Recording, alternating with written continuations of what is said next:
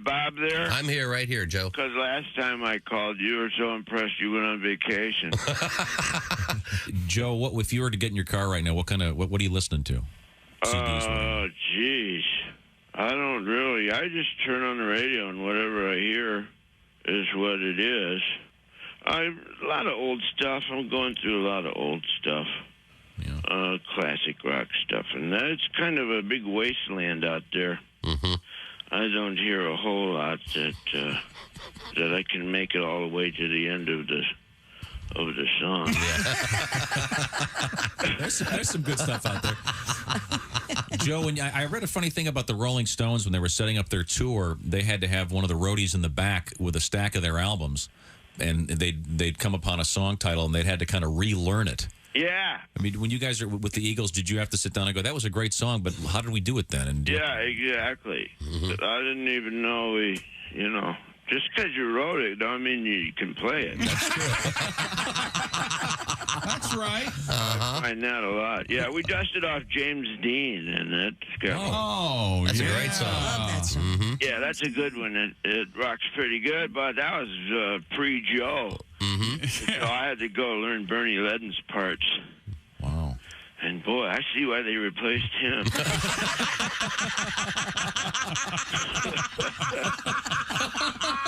Wow. Joe. That's not nice. No, that's not very nice. What a pain in the ass. Wow. Now, do you have any of your old guitars, your first ones that are... I don't have very many. I think I've got a Les Paul that I started out with. Mm-hmm. I sure wish I did. I've gone back and bought some equipment like I used to have. Did it get stolen on the road or just lost? Or just lost in the wayside. I don't remember a whole... There's a couple years there that are just a mystery to me. Yeah. I was talking to Ozzy about 2 weeks ago, and James King and his band, we played a whole bunch of gigs, and neither of us remember anything. Cool. Those were the days. Huh? Wow. We played together because we have the posters.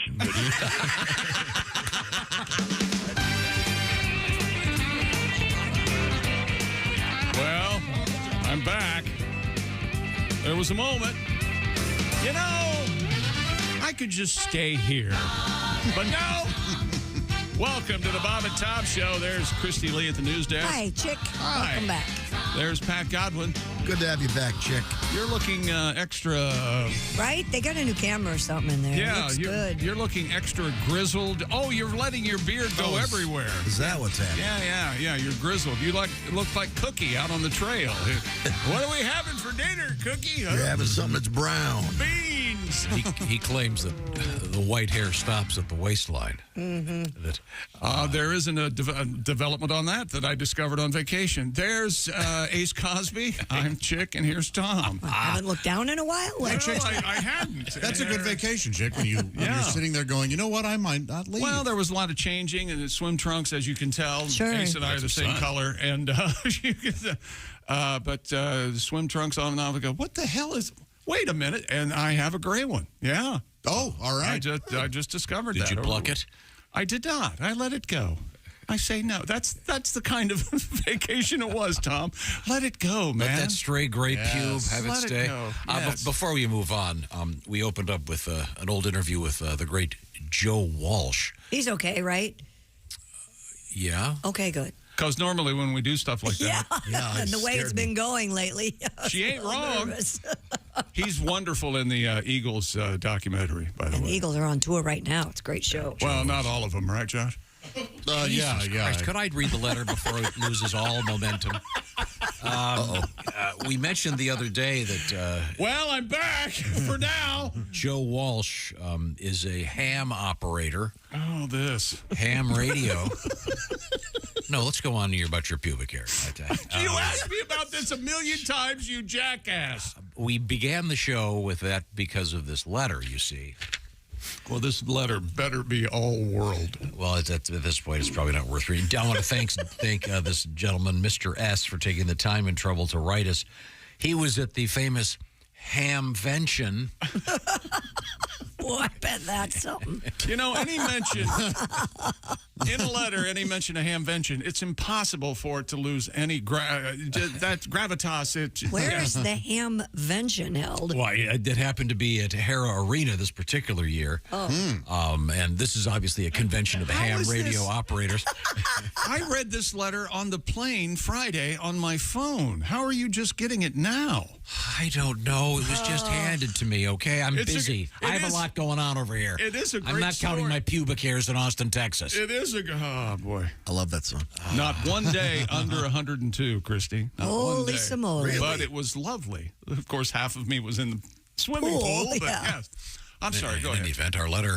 Yes, go on. No, this has the Chick McGee approval. This is a great letter. The hamvention. And Yes. please read the whole thing. Don't cut it off before the end. Are you familiar with ham radio operators? Yeah, I'm aware of them. Yeah, sure. a friend of mine's brother, when I was a kid, had a gigantic. They all do. Aren't they called a antenna base station or On something? this guy had a thing in his house the size of like 15 mattresses. It was this huge antenna. Well, and then they put them on their cars. They have Yeah, this they have big 12-foot whipping whip thing. antenna. They can't grow through drive-thrus. Hey, listen, these are the engineering guys that are eventually developed the cell phone. So stop bitching about it. Survivalists that Oh God, are looking for extraterrestrials. They actually couldn't become real engineers. So That's exactly. Yeah, they drubbed me out because I started. Aren't you glad you brought this up? Hobbyists at best. Yeah. I wasn't going to even bring it up. Mike What? Mark handed it to me. He said, "Read this. It's about Joe Walsh." I'm a huge Joe Walsh fan, I might add. He's James, very good. James Gang, solo stuff, the Eagles, of course. Let's see. So the hamvention, I had heard that there was a rumor that Joe Walsh was going to be the guest of honor. Being a rock and roll fan, I made it a point to get great seats right up front. When Joe came on stage, he had a little light clipped to his belt. My mother-in-law said, "I hope this guy's not our entertainment." Joe proceeded to grab his guitar and do a killer version of Rocky Mountain Way. He was phenomenal. Oh, good. So all those at the hamvention enjoyed the great. Except for his mother-in-law. She Walsh. apparently didn't. Yeah, didn't he come out and say it was his call sign for his ham? Yes. Or whatever that was. Yeah. Yeah, leave that out, Tom. Yeah, don't say that. Well, I was somewhat distracted by the defense as I was trying to read the letter. What was his call name? No, it's like 1948370. Oh, or something. nothing fun. No. Yeah. Nothing The hamvention. Thank you very much. Thank you, Joe Walsh. As I'll Christy look up. pointed out, look for him touring with the Eagles right now. And the Eagles, many of their dates, they have this couple new guys opening for him. Steely Dan. Actually, Donald Fagen and company. Yeah. One guy. One guy. Yeah, it's not, it's not both of them. Keeping with our theme. And a great band. Walter Becker has passed away. Just Steely. But it could be argued, what did Becker do anyway, really? Great guitar player, brilliant bass player, Well, great songwriter. Other than that, Fagen drove the bus. We all know. I mean, okay. It's going to be one of those days. No, I'm just I say saying. black, you say white. What did you say off the air that I just wanted to just crush you? And Hey, Hamvention is in May of next year, May 19th or 17th through the 19th, 2024. Where is it? Dayton. It's in Dayton. It's the Dayton Amateur Radio Association. I can't imagine Hara Arena still. They tore it down. I loved Hara It's at the Arena when I Greene was a County kid. Fair and Expo Center. Oh, in Greene. is it Xenia, Ohio? Xenia? Yeah. Okay. Well, That's close to where Chappelle lives, actually. who's also on tour. We could reference everyone who's on tour at this point in the show. Pat, I'd like you to play one of the tunes you played yesterday for us because Chick missed it. With the way things are going? What do you want to play? Well, I want to play a song about your sister, Christy. Well, Oh, yeah. I spoke to her yesterday, actually. Now, we were talking about this very sad news, the death of What? Is her Buffett. sister okay? Jimmy. No, my sister's fine. Oh, okay. Whew. About Jimmy Buffett. Among other things, he was a very wealthy man. He Very good businessman. among other things, he had developed a chain of developments for, 55 plus? 55 plus, yes. Of course, that'll all stop now. And he had restaurants, and he had quite a enterprise. if you Interesting. will. It was an incredibly interesting man. And Shameless. but you have a tribute song to his. Now, your sister lives in one of these. What is the word? She lives in Margaritaville in Hilton Head. Okay. All right. Yeah.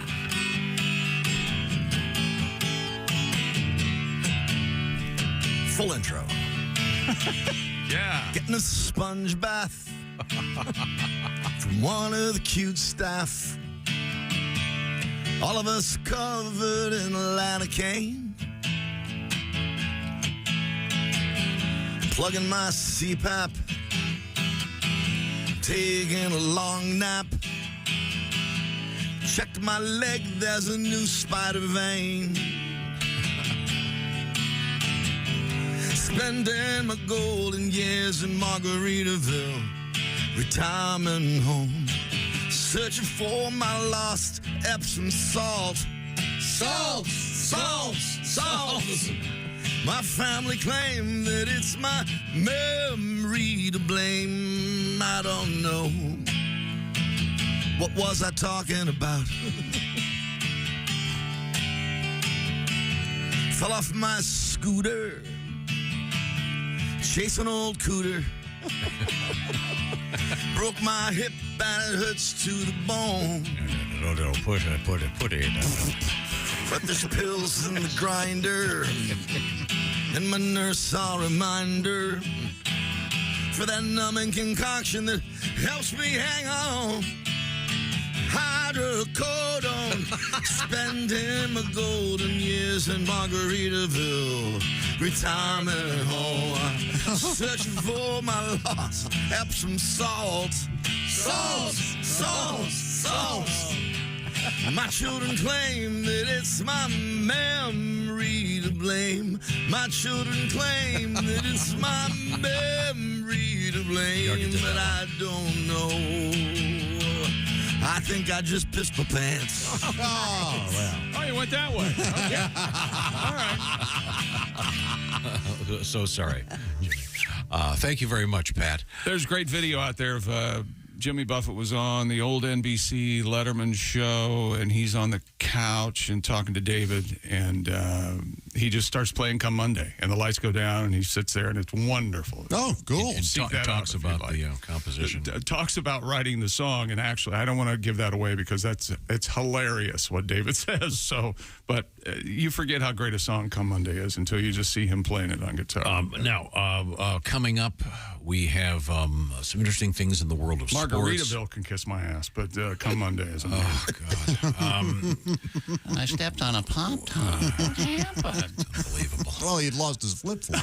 We have, and that song only made him a billionaire. Yeah. Yeah, well, that's the mark of a true art. Beaver in the news today. Pat might want to write that down. I wrote it down. Also, menstrual cycle news coming up.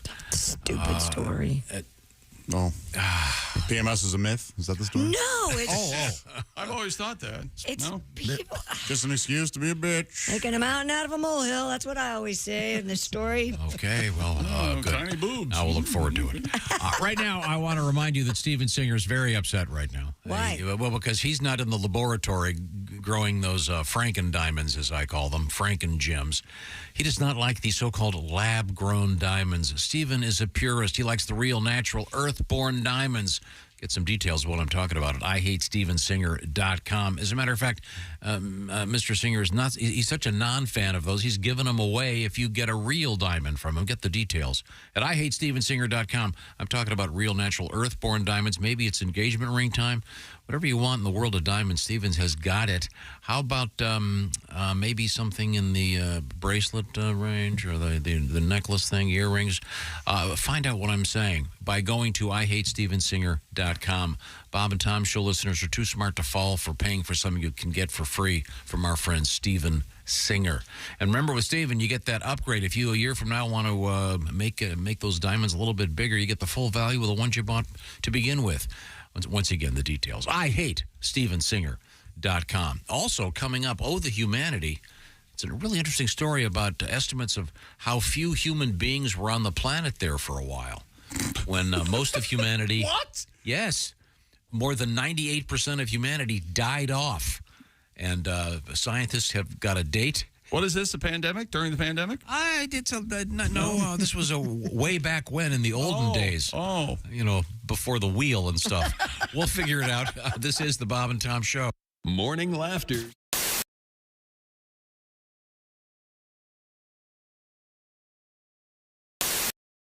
it's Josh, and of course... Hi, Chick McGee, everybody. Your chance to win a Mini-Max Big Green Egg for Bob and Tom and Big Green Egg. Each week, someone will win a Mini-Max Big Green Egg. It's the Bob and Tom Show Pigskin Pick'em, powered by the Big Green Egg. Go to bobandtom.com/contest on the computer. Is that where you go? Are we eligible?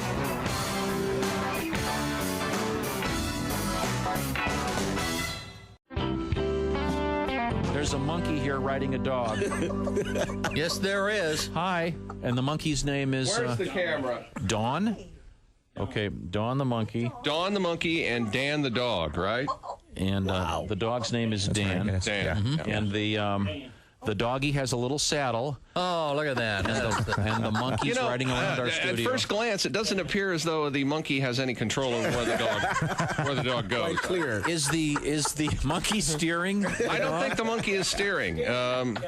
He's got reins. He does have reins. Can I put my hand out? Will the monkey bite my finger? Or don't dare spit in my pop, monkey. Oh, yeah. Oh, look at that little guy. Oh, wait a minute. Oh, my God. She's drinking from James's glass. James, I hope that's not a Jaeger bomb, James. No, this is a white Russian, right? Oh, okay. I don't care who you are. That's fracking the door. She wants the chocolate. He had hot chocolate. She's trying to get the chocolate. Oh, that's delicious. Oh, yeah. Go ahead. I told you anything sweet, she'll like anything sweet. Thank you for clarifying. That really, she likes that. Did you see that? And you want me to tell you something? This has never been done. I've never, ever turned her loose. Really? I mean, I've always... Mess. Oh, you know the what? first time I've ever turned her loose. Because she has the strength of 10 Well, it's not that. You know, I just, she's relaxed and... We can tell. You know... Yeah. Did you see And what in a she minute, did, she's though? going to be drunk. Did you see what she did? She stuck her head in there, couldn't get the chocolate. Now she's using her hand to get down to the bottom. Dipping it out. And licking her hand out. Yeah. She's no idiot. Well, thanks for asking. James, do you have a smoke? She might want one of those in there. Yeah, we'll need that smoke, definitely. As if this could get any better. If the monkey would smoke a cigarette. Light one up. Wow. Do they have a pre how would I word this Race, delicately? performance? If they're going to defecate, do you know, or do they just like let it rip? Yeah, and they come over and ring a bell and because And I got squelched about her playing with herself. But on defecation, how does that work? How does that work? Okay. I think she's going back over to see Chris. Might have to go. Might have to go. Oh, yeah. Okay. Please leave a monkey turd over there. If you could you please defecate on his keyboard? Turn my headphones off. Please, that would top the show. Just a little one. Just a little baby rabbit. Have you got food over there, Tom? Would you like? No, I've got iced tea. Oh yeah. Well, she. Hi, how are you, sweetie? You are just the cutest little thing. Don't walk on my. Oop, that. We do have a banana if we my want to bring it headphones in. just went off. Oh God. Bring a banana in. See if she'll eat it. Oh, yeah, she'll eat a banana. She'll eat a banana. She'll eat the hell out of a banana. So you can take them anywhere. Perfect for a Friday night date or that important job interview. Hey, Brenda, how'd it go last night? Well, my knees feel great. But, do the Attagirl people make lozenges? You whore. Attagirl knee pads. Order today and you'll receive a free head helmet. You'll love wearing this stylish tabletop helmet with its flat, level surface, big enough to hold his beer, remote control, and a magazine. Attagirl knee pads. Protective goggles sold separately. Hey, don't say we didn't warn you. I'm warning you, don't do that. There's laughter ahead. I should be having a better time if this is a park. This is Bob and Tom Radio. Tim Cavanaugh. Oh, I love this song. It's a little bit of a drinking song. I love Here this we go. song. There was a dog who had a farmer who would drink all weekend. B-I-N-G-E, B-I-N-G-E, B-I-N-G-E. He'd drink all weekend long. One weekend he drank so darn much he threw up in a transmission shop. A-A-M-C-O, A-A-M-C-O, A-A-M-C-O. He'd drink all weekend long. The farmer got stopped by a cop who made him do the alphabet. E-I-E-I-O, E-I-E-I-O, E-I-E-I-O. He got a DUI. There's no more verses to that because once he went to There jail, isn't. it didn't get as funny. Once he went to jail, I mean, there might be, funny? Why don't you finish the funny one? Maybe. I don't know. Wait a second. That's his next album title. I finished the funny one. Finishing the funny ones.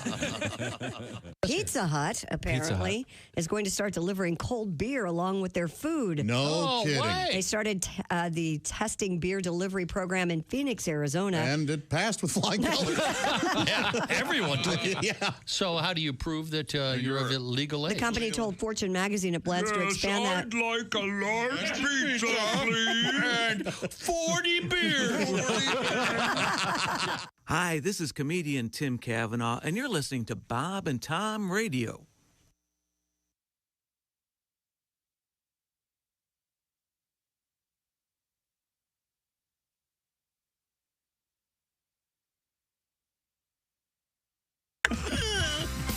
Welcome back to the Bob and Tom Show. Christy Lee and her bangs at the news desk.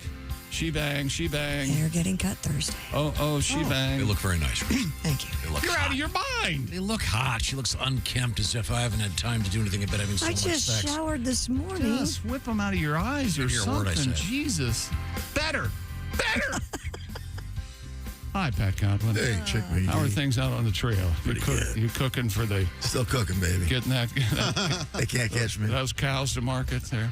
There's Ace Cosby. Hey. I'm Chick McGee. There's Josh Arnold. Hi there. I don't think I said hi to you the first time. It's okay. You were excited. I don't believe that. I was happy to see you. Josh is at the I Hate Steven Singer sidekick chair. I'm Chick McGee, and the reason I almost didn't come back. Here's Tom Griswold. I got another letter about the hamvention. Yay! We opened the show with Joe Walsh, who besides being a... Wait a minute. Every time you get a letter about the hamvention, are you going to have to recap the first hamvention letter you That's read? how radio works. If you're just joining us, Joe Walsh is a fine guitarist, songwriter, singer, and also a ham radio operator and enthusiast. And we found out, was the keynote speaker at the Hamvention, the convention of ham operators. Got this immediately. Guess I should be thankful he's not explaining ham radio to us. This comes to us from No Name. Just get to it. I, too, have been to the famous Hamvention in Dayton, Ohio, many times. The highlight for me was seeing the Smothers Brothers Oh, my God. with Tommy Smothers doing his Yo-Yo Man. God. I can't believe you're not a ham operator. During the dinner, my wife was asked what's the strangest thing she saw at the Hamvention that day. She said, I saw one guy with a huge antenna on his hat. The guy to the side of the table said, that was me. That was me. A giant antenna on his hat. How cool is that, huh? Oh, no, it's the opposite. What do I do? What do I do? It's the complete opposite of cool, but I'm sure they were having a ball there. Sure. Hey, are Tom and Dick Smothers twins, or are they just No, they're just brothers. Yeah. Brothers. And Mom always liked you best. Yeah. Very funny. Cultural cutting comedy. Cultural hinge in the 60s. That's making it more important than it was. I was there. Do you want to hear a story about identical twins? Nope. Okay. Coming up, we have identical twins. Do you want to hear a story about who have been dressing the same for more than 20 years? Did Greg Warren come on last week and talk about yesterday? Yesterday, did he talk about elevators? He did. Yeah. He did. Oh, hence some email you got. Yeah. Good morning, everyone. Love your show. Hi. I listen while I drive. The sun weakens my voice. While driving my 18-wheeler. Anyway, just listened about Greg and his elevators. I have a bit of a story. Keep your eye on Tom. My grandfather was married for about a year to his first wife when she stepped into an open elevator shaft. Oh, man. And fell several stories to her death. Oh, so they didn't get divorced. This was way easier. That's a happy ending. You want to give this a positive spin. Exactly. Well, no, here comes the positive spin. I found out this while reading about my family history. I had no idea. Wow. So he said, thanks to that mishap, I am here. See, because it wouldn't have been the same grandma. Yeah. Well, Greg had some stats.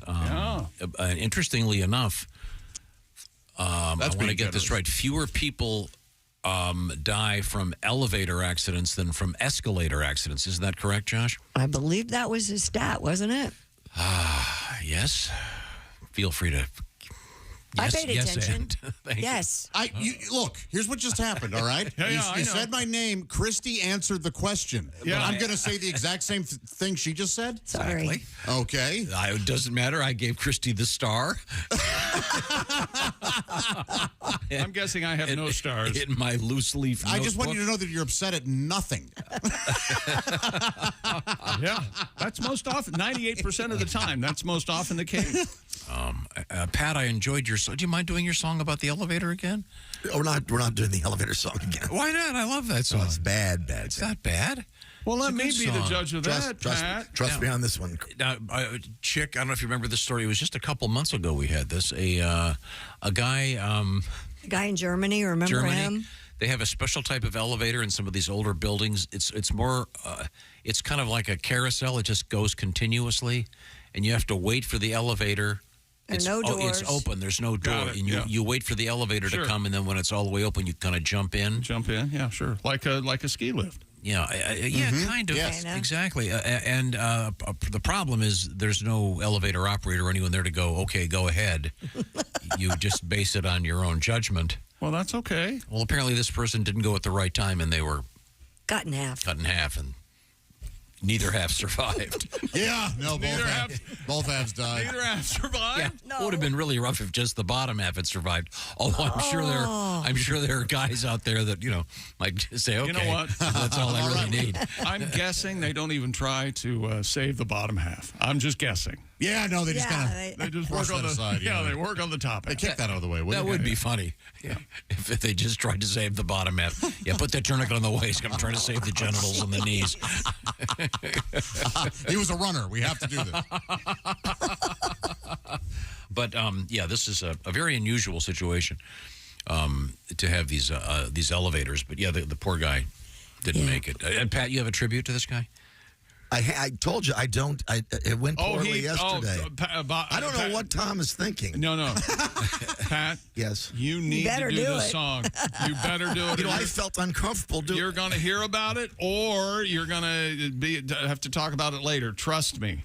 Pat, I don't know why you have no confidence. There we go. I think this is based on one of my favorite songs. If we all don't just sit here and not laugh, comedically, what are we doing? We really, it's not that we won't like the song. We just have to comedically. Elevator cut a guy in half. Yeah, it did. Tom wants a song, but it won't get a laugh. Trust me. Living in Berlin, that's where the story begins. It was an old-fashioned jump on, jump off, not an Otis. Isn't that the way they say it goes? Up and down, then splat. Get me a lawyer and we will sue them. I will call guy got cut in two. Poor dead German. Didn't survive the blow. He got cut in half. It was a bloodbath. Caught in the machinery. Oh, imagine how his family feels, man. They're gonna sue the elevator. That was it, chick. See, it just needed a new ending. I enjoyed it very much. Needed a whole new rewrite. It was fine, Pat. It was a old-fashioned elevator. Yeah, Like a paternoster or something? Yeah, something like that. Very good memory. Yeah, exactly. And apparently they still have them in a number of buildings. Oddly enough, this happened in a ophthalmology clinic, and you'd think that the one place you don't want to have jump on, jump off. Yeah, you really want to have people helping. Yeah, I just got my eyes dilated. I couldn't tell if it was time to go or not. A little tribute there. Thank you, Pat. A little tribute to Jim Croce. We'll have some more music out of Pat coming up right now. I think we're going to turn to the sports page. Before we do that, however, I want to remind everybody that today is Wednesday. It sure feels like a Tuesday, doesn't it? Mm-hmm. We have our feels like a Monday to me. We have our Pigskin Pick'em coming up. You got to pick the games for this week. It's week 1, Tom, of the National Football League. At stake is a Big Green Egg Mini Max, and all you got to do is pick the winners. You don't have to know about the spread or anything else. Just go to bobandtom.com/contest. And by the way, whoever gets the most wins, and then there's a couple tiebreakers in there. Each week, the Big Green Egg Mini Max and the opportunity to challenge Chick McGee in the famous Shoe-In of the Week. You'll be on the radio with the Chickster. It's a lot of fun. Yes, you can have just as much fun as I'm having right now. See, we should make it like a quiz segment. What do you mean? We have to have a quiz now? Let's not do this. Oh, no. Make it a little more complicated. If we do, let's not have this meeting on the air. Okay, How about that? That's okay. Back to you. What do you mean a quiz segment? What do you mean? Like questions about the NFL, or what are you saying? Or the show? Or general questions, fun questions. General knowledge. Like, what's the fastest land mammal? That's right. There you go. How many ounces in a quart? You know, stuff like that. Yeah. Hey, it's time for sports. Are you ready? Sure. Are you watching the U.S. Open? You having a good time? No, You are not, of course. Oh, I saw that one thing yesterday. That was unpleasant. What happened? What do you mean? The whole German thing. what? I didn't see that. Yeah, you don't want to know. Oh, you were watching the sorrow and the pity. Oh! You Somebody didn't flipped have the that US on. You Open thought it was... And that was unfortunate. You're right. Coco Gauff, oh man, she's America's sweetheart. She's reached the U.S. Open semis, first time by eliminating 2017 French Open champion Elena Ostapenko, 6-0-6-2. Steamy afternoon yesterday. Gauff, 19 years old from Florida, first American teenager to reach the Final Four at Flushing since Serena Williams in 2001. And Ben Shelton, he's also America's sweetheart. He's people. You wait and see. People are going to love this kid. How did Flushing get such an unpleasant name? I know. Flush I wonder in what the it toilet? means. Flush in the toilet? Was it somebody's? Was it somebody's name? yeah. The Royal Flush? Is that where all the sewage from Manhattan goes? Do you think there has been a movement, if you will, to change the name of Flushing Meadows to Billie Jean King and Meadows or something? I think it's probably going to stick. I don't know. I think anybody ever went to the? Christy, I'm talking to you here. Yes. Well, I think she's anybody the only one listening. ever went to the Hamvention for ham radio operators, thinking it was like for honey baked ham, and they showed up. God, I love a good ham sandwich. If it did happen, I'm sure that person was angry at first, but they eventually got over it. Yeah. Good time. Went to an Arby's and sat in the parking lot and thought about what their life is. This is all conjecture, by the way. Yeah. Ben Shelton, her first major semi, he beat Francis Tiafoe in 4 sets yesterday. First Grand Slam quarterfinal between two African-American men in the professional era.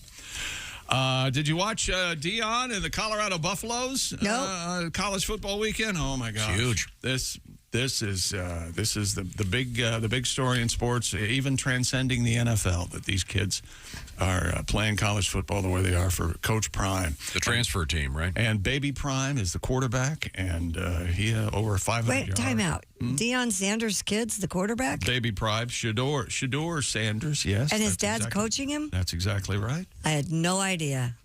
But Wow. he completely rebuilt the team. Completely. There are like 3 or 4 guys from last year's team, and they just beat TCU. Arguably, we don't know what TCU has, but yeah. Major League Baseball, hopefully you'll like this story, Tom. Jose Altuve was up in the first inning, hit a home run. Comes up in the second inning. What's he do? Hits a home run. Hits a home run. Comes up in the third inning. No.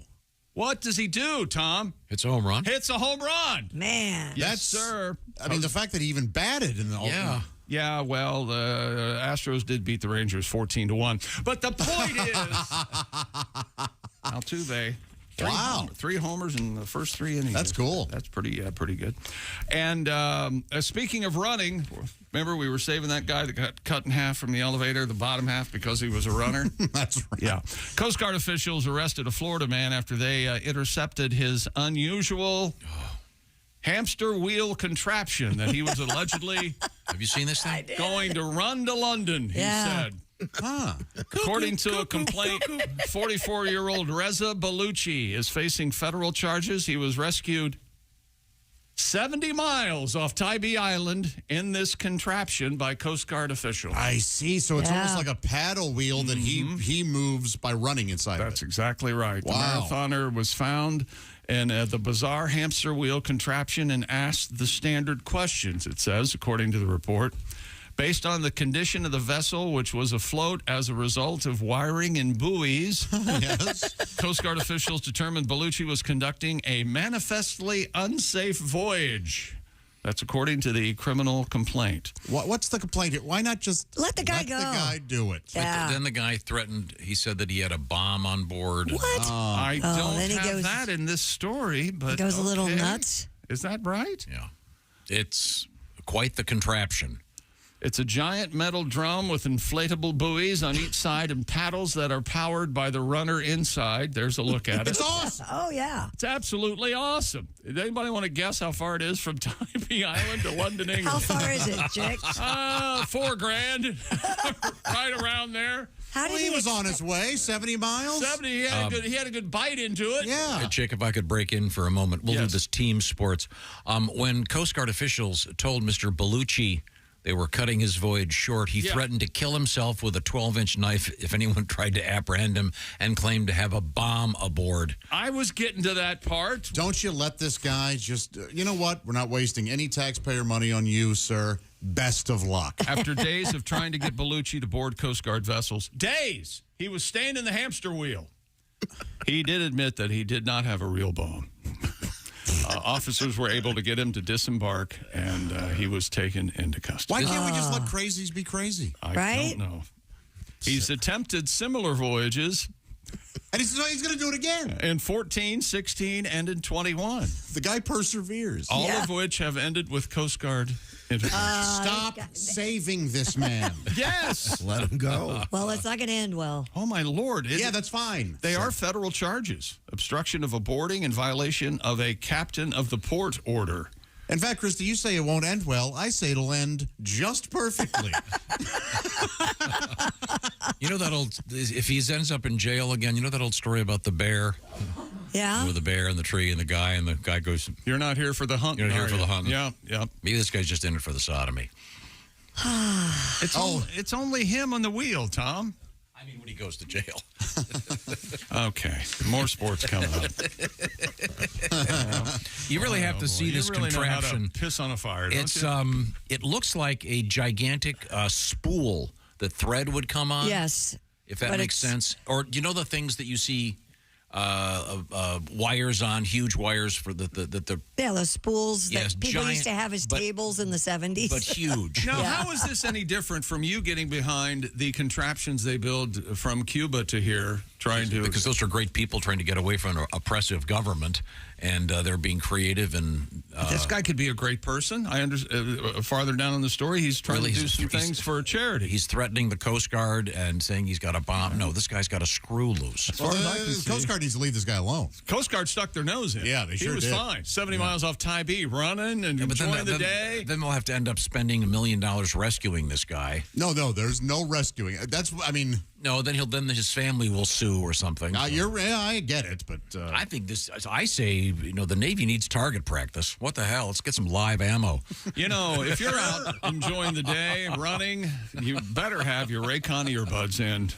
Maybe I don't know, but according to my reports that I've read and understood, he had Raycon earbuds. Listening to the show on his cell phone. Listening to the show. Unfortunately, he was satellite radio. out of touch. You know that Raycon's everyday earbuds look, feel, and sound better than ever with 3 sound profiles to match whatever you're listening to. They feature noise isolation, awareness mode. What's that? So you can choose to be immersed in sound or tune into your surroundings. You can also listen while you travel, during a grueling workout, during a run, on your hamster wheel, trying to run from Tybee Island, Georgia to London, England. And they have optimized gel tips, and even during those conditions, the Raycon earbuds will not fall out of your ear, and you get 8 hours of playtime, 32 hours of battery life, and they start about half the price of other premium audio brands. Raycon's everyday earbuds, over 78,000 5-star reviews. Thank goodness they finally updated that number. I knew it was more than 50,000. 78,000 5-star reviews. School's back in session, which means Raycon's having their annual back-to-school sale. For a limited time, go to buyraycon.com/Tom and now get 20% off site-wide plus free shipping. That's buyraycon.com/Tom. 20% off. buyraycon.com/Tom. 78,001. I love the Raycon earbuds. Thank you very much. Coming up, we have more interesting stuff in the world of sports. We have some world records. We have menstrual news. A weird story. That's nothing to look and forward the newest fashion trend involves not wearing any pants. Yeah, pantless. All right, we'll find out what that means. This is the Bob and Tom Show. Reach us.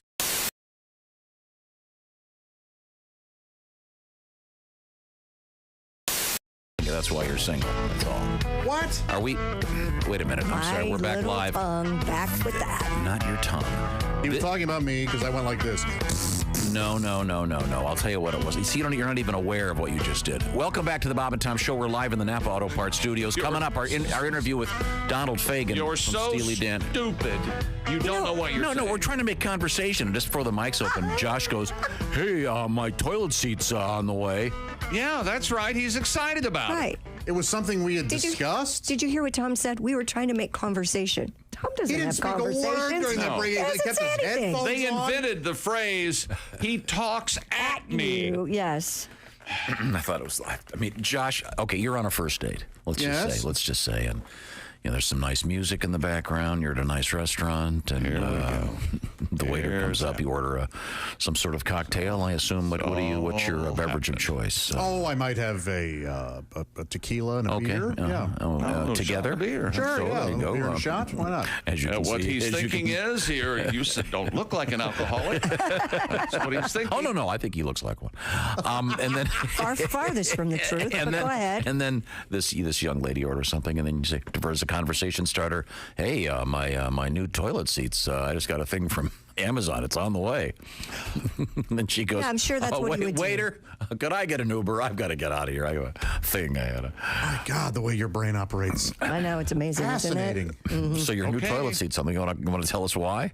Well, we were talking because I'm tired of my vacuum cleaner, and Christy and I were talking about vacuum, and I'm going to order the one she has. Yeah, you're replacing your vacuum. I love my vacuum. I'm tired of And so to enter the conversation, you said, "Wow, that's really interesting. Hey, my toilet seat's on the way." Because the other day I mentioned that I broke it. Josh, I love you, but I think he might be right. Fair enough. I'm just saying it's kind of a conversation killer, really. I knew we only had 4 seconds left in the break. It's kind of a funny thing. I thought I would. Yes. You know what? I thought I was bringing up a topic that you would enjoy. No, I get Josh. I know what he was trying to do. Okay, sir, I didn't understand. I hate you. Ladies and gentlemen, it took just over a year, but about 6 months longer than I had in the pool, but it finally happened. No, you had the under. I would have taken the under too. Josh now openly hates Tom. I had the under myself. Congratulations. But that wasn't. They said I couldn't play because I could violate.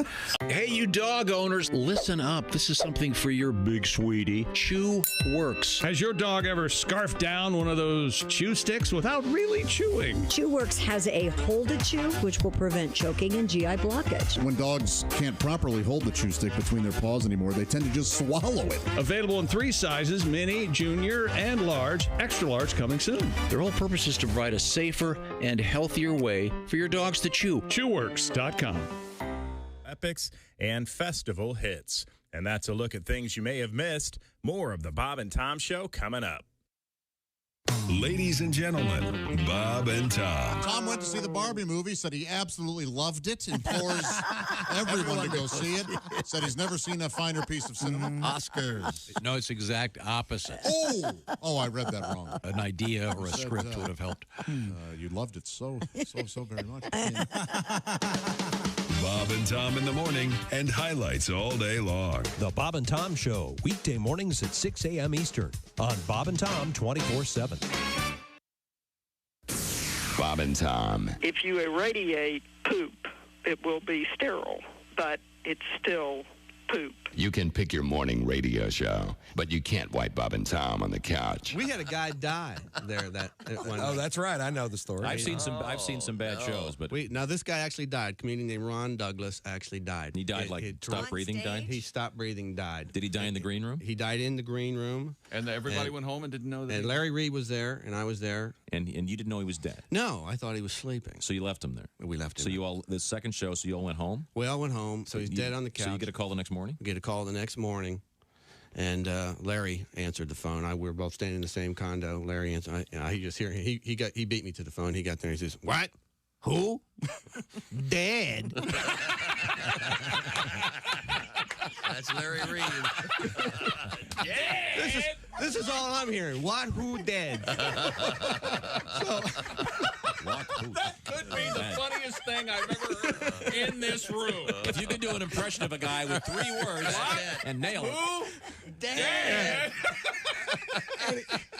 And I've got this look on my face of Larry like, what? He hangs up the phone, looks right at me, and says, "Frickin' Ron's dead." That's it. That was it. You're listening to Bob and Tom Radio. Don't. The Essential Morning Radio. This is Bob and Tom Radio. 24/7, 24/7. Grandfather dies, life will be strange. When grandfather dies, my whole world will change. When grandfather dies, I'll scream and I'll yell, 'cause I'll be rich as hell. And then I figured I didn't need to write anymore. You know you're too high when you're eating cereal naked and your girlfriend tells you to put some clothes on. You realize it's not your girlfriend. It's just a woman on a bus. That's how you know you're too high. And the announcer for the Super Friends, dead on too, by the way. I don't know who that guy was. Yeah, he was the guy who was after Ted Knight. Ted Knight did the original ones. Right. Meanwhile, back at the Hall of Justice, Jackie and Sarah and Monroe, get ready. Aquaman, I want you on the golf course in 5 minutes. Chop. Hey, Superman, you're going to free bowl of super then? How do I? Talk to the judge. Nick Griffin's our guest. I'm glad that it. I'm glad everything's okay now. Yeah. Now, are you dating at all? Do you see anyone? Are you? No, I don't. I mean, I tried. You know, they're doing that internet dating, which. Have you tried that? I have tried it, yeah, but I just don't. I don't see a future in it because there's no story if you do get married with your kids. You know, I was checking the box score and then I double clicked on your mom's head. Hi, this is comedian Sean Morey, and you're. Good morning. Welcome back to the Bob and Tom Show. You okay? Everything? You want a squeegee? Christine Lee at the news desk. Hi. A lot of mucus flying. I'll ignore that jackass. There's Pat Godwin in the performance room. Hey, chick. There's Josh Arnold. Hello there. He's over there at the I Hate Steven Singer sidekick chair. There's Ace Cosby. Hey. I'm Chick McGee, and here's Tom Griswold. Quick question. Let me ask you a quick question. Does it seem like make you more important that every time I introduce you, you act like you're busy with something else? Does that in your mind, I'm very busy. I'm too busy to be introduced. Instead of everyone else waiting to say hi, return my greeting. Not you, though, by God. He is always digging around. No, he's got to be digging around. He's too busy. He's far too busy. Being busy. You're too busy to turn your mic off. Don't mistake being busy for being important. What? Listen, why don't you write that down and look at it every morning in your mirror? Oh, no. Oh, I'm important. But I'm just you are also important. busy over here. I have a question for you. Yep. All right. You just used the term jackass. Yes. Which I love. Yes. I just love that. That was my dad's go-to. Really? Nice. He's a jackass? Oh, that jackass. You really had to be an idiot. Let's go around the room here. Ace, a family member, your mom, did she have a particular word for someone that was... Not that I remember. She wouldn't call someone, there wasn't a particular phrase. Chick, did your mom or dad have Nothing that I can say on the radio. Really cool. Mm-hmm. What does it start with? Peace. I bet the next word is of. Yeah, that's right. That's your. Or they could maybe do it like a fast food sandwich. Piece of crap. That's the old preposition. It wasn't crap. No. Okay. Christy and your mom. No, I don't. My mom never used. It was always the bad words. Oh, which ones? I can't say them. She went straight for the C. No. She was just a you selfish little. No, I never heard that. Josh, your dad, Vietnam veteran, badass combat veteran. What kind of language? Man, what would he liked knucklehead a lot. He would say that. Really? Yeah. That seems pretty tame. Sure. Yeah. Well, yeah. But my mom, whenever she was upset about a certain situation, would she liked to throw around malarkey. Yes. That was big. Just, what a bunch of malarkey. My mother actually used the term hoosgow. Oh, sure. Yeah. Wow. I mean, is that ever been used in this century? I don't think so. Meaning prison. He's in prison.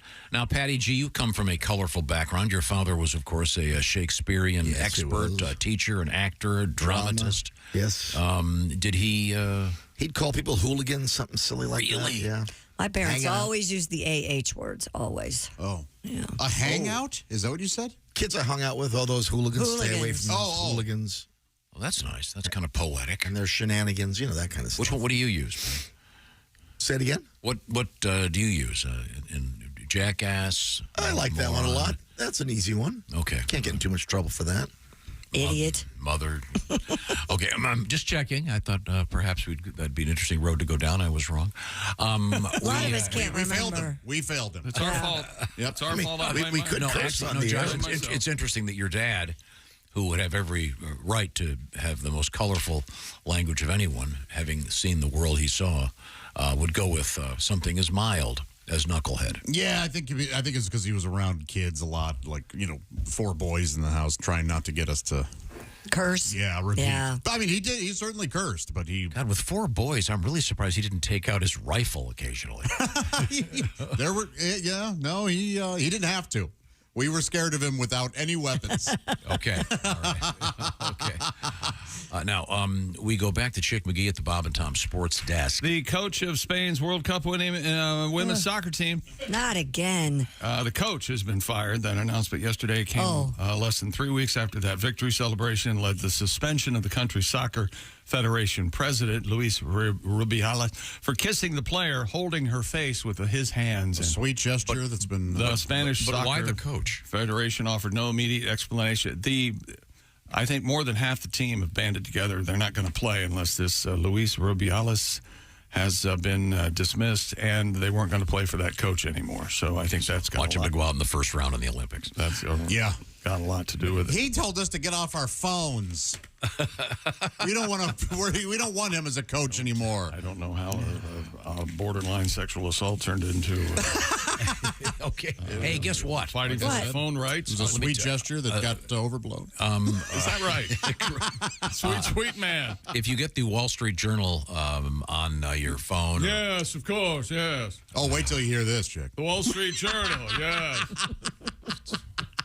Oh, no, I saw it, yeah. I'm trying to think He's about, out there in the pop culture. I think I'm going to go with my father's second, besides Jackass, Horse's Ass. Oh, man, that's good, too. That's really the same thing, I think. Charles Vanek's a Horse's Ass. Equine. Is a horse's ass worse than a jackass then?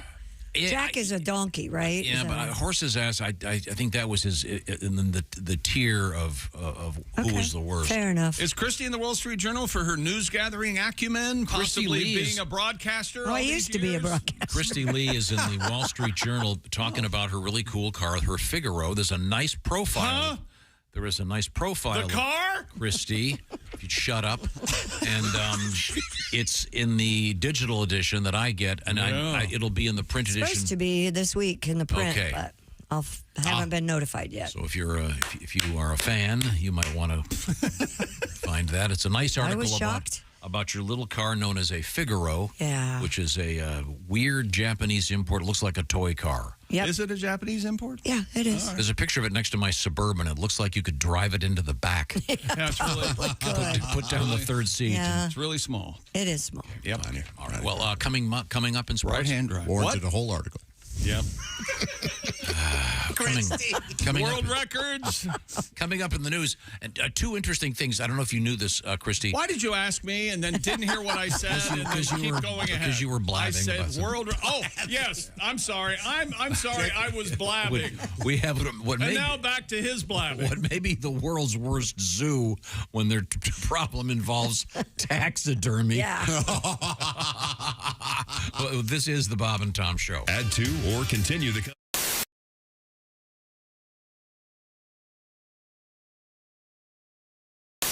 Glad that we're back. I just suffered through 6 minutes of Josh and Christy shopping for candles. No, we weren't. You weren't even paying attention. Yes, and then Josh goes, I've got a coupon. No, we were looking for an avocado tool. Yes. You tool. And you know what? Oh, I'm Yes. I we do did. have a coupon, and what's wrong with that? He goes, I'm going to go to Bed Bath & Beyond today because I have a coupon, and he'll get a coupon. I'm going to get candles and an avocado tool. Yep. What Am are I the going can- to what pen kind- it in a T-shirt? What kind of candle are you getting? What flavor candle are you looking for?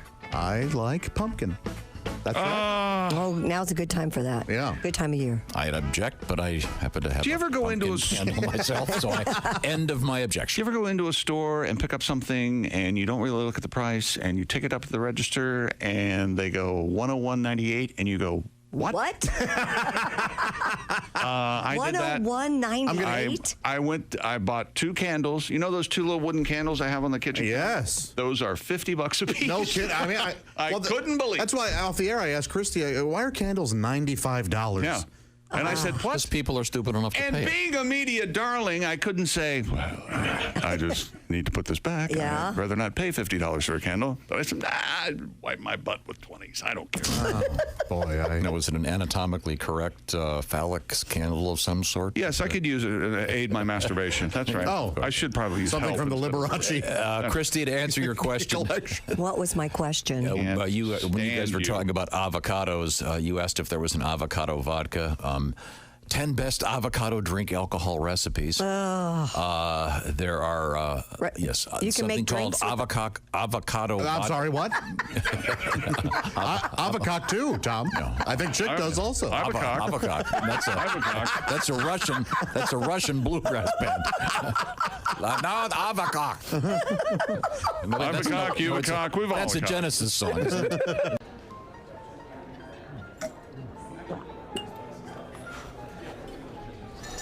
You took my breath away from the moment I first saw you.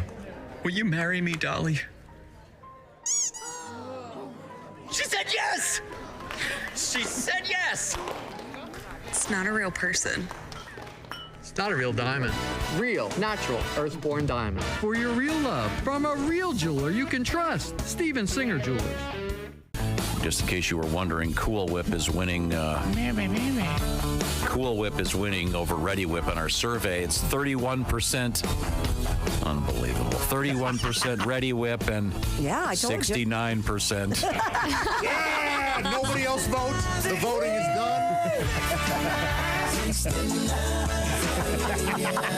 You see, baby. All right. We understand. We understand where everyone's body parts are. Thank you very much. That's Sitting how or you standing do or it. You're lying the down. yin, I'm the All right. yang. Now take my big fang, put it right. All right, we got it. What's the best way to get full access to the show? Hey, what? You introduced me. That would be to become a Bob and Tom VIP. Very good. Now, Josh, what's a feature of Bob and Tom VIP? Wait a minute. Well, the live 5-camera video stream of the show, plus a podcast of the show, and comedy from the Bob and Tom archives. Excellent. Chick, what do you have to say for yourself? Become a Bob and Tom VIP now. Just go to bobandtom.com/VIP. See, that was worth the wait, wasn't it? Hey, it's comedian Roy Wood Jr. You're listening to Bob and Tom Radio. Friday, 8 p.m. Hi, excuse me. I'm having a dinner party and I've run out of coffee. Might I borrow some? Sure. Here you go. A few minutes later. Excuse me. Could I trouble you again for some more coffee? I just gave you some 10 minutes ago. I know, but my guests are really big coffee drinkers. Okay, here you go. Thanks. Do you mind if I ask you a question? What? Do you live here alone? Yeah, why? Shortly thereafter. You again? I need more coffee. It's impossible. Okay, but it is possible that you want me. No. Good night. 2 minutes after that, Go away. Stalker's Choice Coffee. The coffee is so good, he'll come back again and again and again. Coffee. More coffee. Go away. Some coffee. I'm going to call the police. You want it so bad. I'm calling 911. You want it so bad. Stalker's Choice Coffee. Share some with a neighbor. Stalker's Choice. It's what obsessive-compulsive relationships are made of. Essential Morning Radio. All day and all night. This is Bob and Tom Radio. And Jesus said, take this bread and eat it. It is my body. And the disciples said, Jesus, we're all on low-carb diet. We appreciate you dying for our sins, but we're all trying to slim down a little bit. We want to look good in the painting. Where are you from, by the way? Patterson, from Patterson, New Jersey. Oh, sure. That's famous. Yeah, small. Sure. Thugged out town. It's tiny. So small, we used to get robbed by people we knew. That's small. People like, stick them up. I'm like, Andre? I'm going to tell your mother, man. By the way, how is Aunt Carol? How's she doing? I'll come over for dinner. Lord Coretta's a fine young comedian. Are you a health guy? You run, you look very slender. And I'm not a big health guy, although I'm healthy. I just had a complete physical, and unfortunately I'm at that age where you get the real intense physical. Oh, yeah. I hope I'm not sharing too much, but the doctor actually stuck a camera in my rectum. It wasn't part of any procedure. He just suspected that his nurse was stealing from him. Let's talk to our guest, Tom Foss. Now, do you have any animals? I got 2 horses, about 15 chickens, dogs, cats. So you are in the country, huh? Yeah, gravel road, one-way gravel road. Really? Do you eat the chickens? No, the eggs. Ah.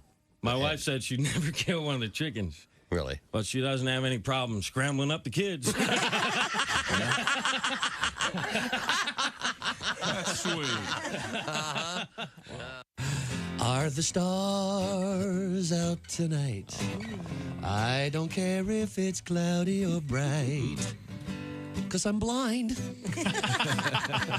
Jeez. Good morning, sunshine. Bob and Tom Radio. Parental. Hey, welcome back to the Bob and Tom Show. Christy Lee at the news desk. Hello, Chick. Hey, there's Pat Godwin in the performance room. Hey, Chick. There's Josh Arnold, the I Hate Steven Singer sidekick chair. Chick. There's Ace Cosby. Chick. I am Chick McGee, and here's Tom Griswold. Thank you very much, Chick. You're welcome. We have some cool stuff coming up. A couple quick reminders. We have our Pigskin Pick'em competition. It's all about picking the NFL winners each week. So week 1 begins officially tomorrow evening. So try to get those picks in no later than about a half an hour before game time tomorrow. I'm sure there are rules explained on the website. I'm just trying to be nice. You can get that done today or tomorrow. Follow the rules. Okay. Or you can read the rules if you really want to. You read those rules when you get to those websites and you have to click agree. Has anyone ever read those? You don't have to bother. BobandTom.com/contest. If you'd like to enter, you can win yourself that beautiful big green egg mini max. What have you got, Chick? Organizers of the Mexico Marathon have disqualified about 11,000 runners for cheating. Ooh. According to the Daily Mail, 30,000 runners took part in the race's 40th anniversary edition. However, a third of the race's participants were discovered to have not completed the entire 26.2-mile course. 11,000? 11,000. Some runners were accused of using vehicles and public transportation during the race. What?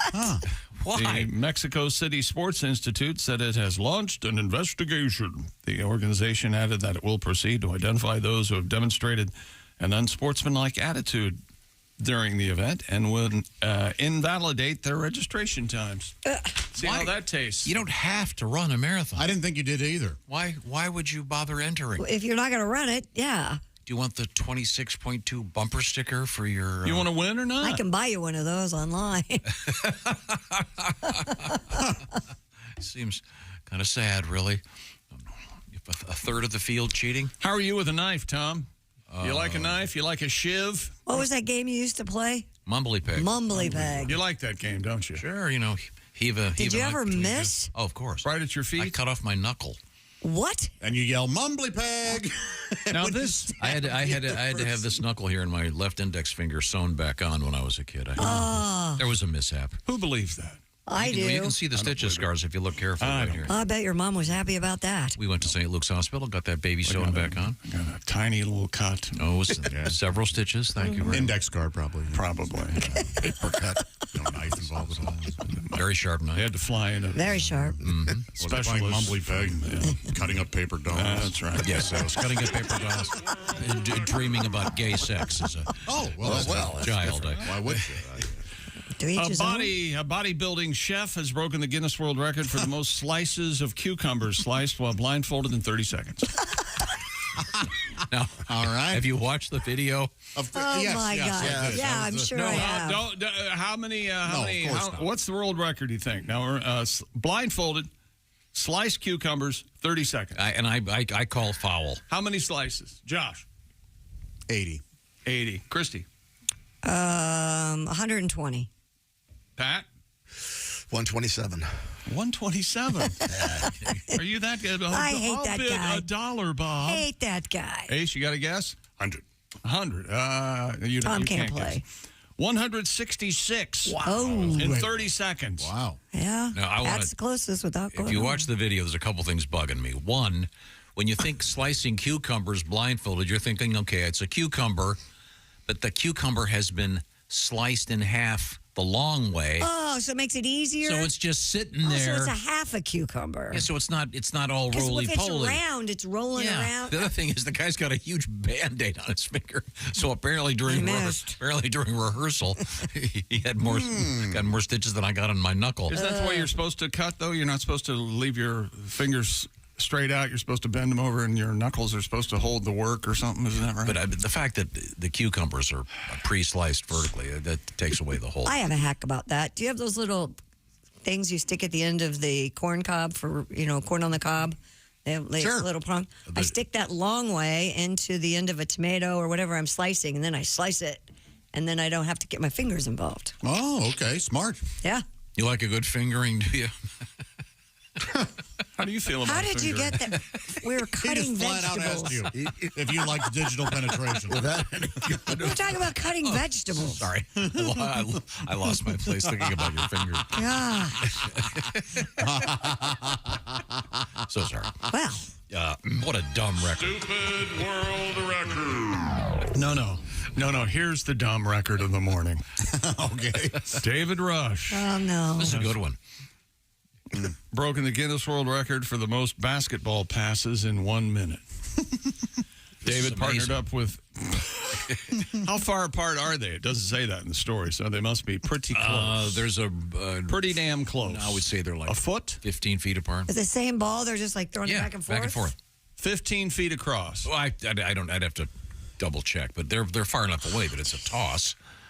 All right. David teamed up with Division I athlete Dylan Lukehart from Boise State. They passed a basketball back and forth 101 times in 60 seconds to break the previous record of 96. It seems like the shorter the distance, the more passes you could make. Right. But I mean, there must be rules. a standard distance, but of course that's not covered in this story. Here's the video there. There you go. So what would you say? Is that 20 feet?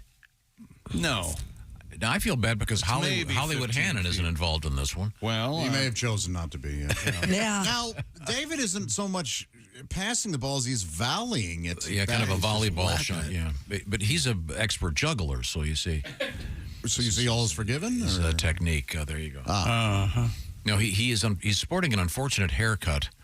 He has the Hitler Youth shorn on the side thing, which is very bad if you're balding on top. So you're a real fashion victim. In this one. Why did they try to get cute with the video there and the double exposure? Yeah, I don't know. That was weird, wasn't it? But David's not going bald, though. He didn't look to be. No, he's thinning. Oh, he is? Yeah, that's a really bad look for a middle-aged guy. Don't do that. Are you okay now that you've commented on David Rush's hair? We currently are the victim of a terrible fashion trend. I don't think it's a trend. It's been around for quite a while. Yeah, I know it was around. Many say it's actually just a military cut. It was around. It was Hitler Youth. It was around in the 30s. Some are saying it's great also idea. other You're the only one saying Hitler. No, it was the New York Times Hitler. had a whole article about it. You know, this guy who did this cutting thing. I was watching. Oh, we're this going video. back to that. Well, I was just looking at the video. Did you see that what he's going to do next? No. No, what? He plans to break the record for the most slices of carrots sliced while blindfolded, currently held by Hiroki Terada of 88. And then he's going to try to get the record for the most circumcisions done in 1 minute. Now, do they have to cut those long ways first? Really? Okay, the What's bris this thing. guy's name? Julian? Oh, nice. Thank you. Is that why they're called Julian Fries? You didn't want to come back to The this. first guy's named Julian, right? Okay. The first guy who ever did that was Julian. What's coming up in sports? Julian. You like Julian Lennon? Yeah, that Very first nice album- guy. He was First in album's here. okay. Yeah. There's a couple songs there that are. Valat? Yes. I'll remind you of a couple quick things. Pat Godwin is going to be in Cedar Rapids, Iowa, with Jeff Oskey coming up Saturday, September 30th at the Olympic Theater. Get your tickets for that. Also, Willie G and Greg Hahn this weekend, Friday and Saturday at the Jukebox Comedy Club in Peoria.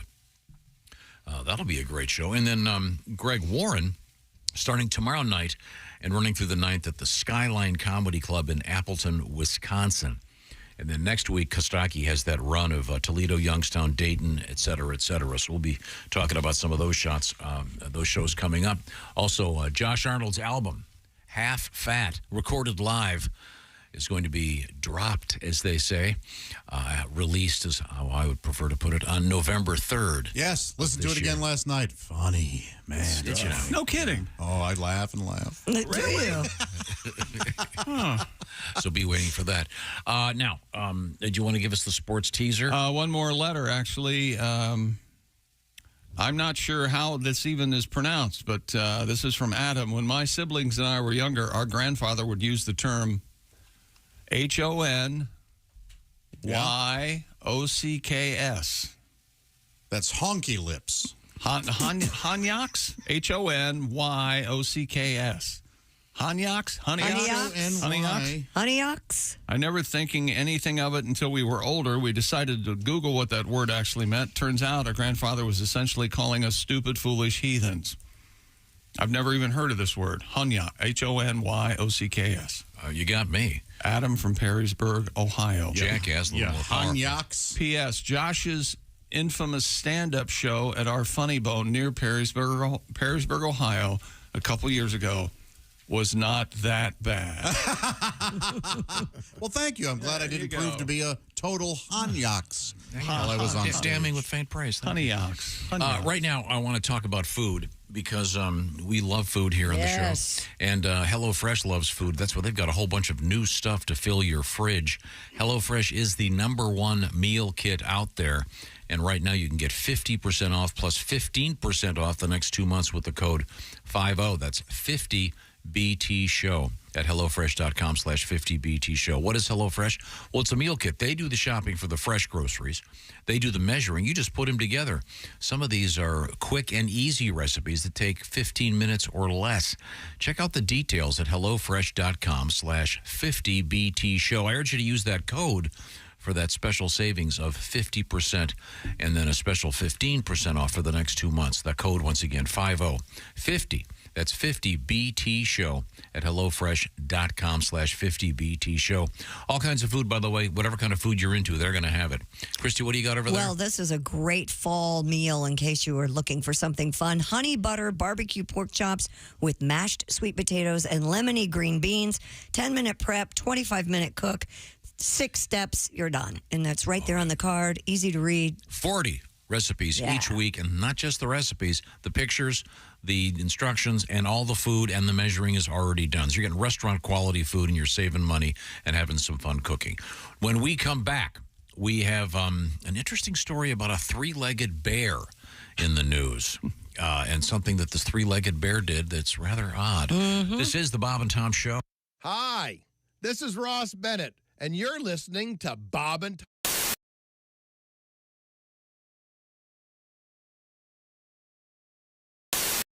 Now, good luck. Hello, Bob and Tom Show. Hey, Bob and Tom, it's Donnie Bates. Thank God. I don't break yet, so I got to get off before I get in trouble. But, Chick, we got you on speaker. The guys here at work are wanting you to do Jodie Foster talking about the electric knife. What kind of knife did you use, Dr. Lecter? Was it an electric knife, Dr. Lecter? I could hear the lambs, Dr. Lecter. This is one of your best impressions. I think this rivals your... Which one? Your Jimmy Stewart. Oh. And now Jimmy Stewart talks to Jodie Foster. What agent? What was her name in that? Starling. Agent Starling. Do you see a rabbit? I don't, Dr. Stewart. And this has now, been. Can you do her doing Nell? Dr. Xavier. I can do that. Chickapay. Jody. Get in the car, Jody. Please get in the car. It's not Jody. It's... Oh, yeah. No. See, that's why I couldn't be an actor in a movie. I'd call them by their real names. Clarice. Cut! Oh, Clarice, will you change my diaper? Oh, God. Made a boom boom. Hey, it's Josh, and of course... Hi, Chick McGee, everybody. Your chance to win a Mini Max Big Green Egg for Bob and Tom and Big Green Egg. Each week, someone will win a Mini Max Big Green Egg. It's the Bob and Tom Show Pigskin Pick'em, powered by the Big Green Egg. Go to bobandtom.com/contest on the computer. Is that where you go? Are we eligible?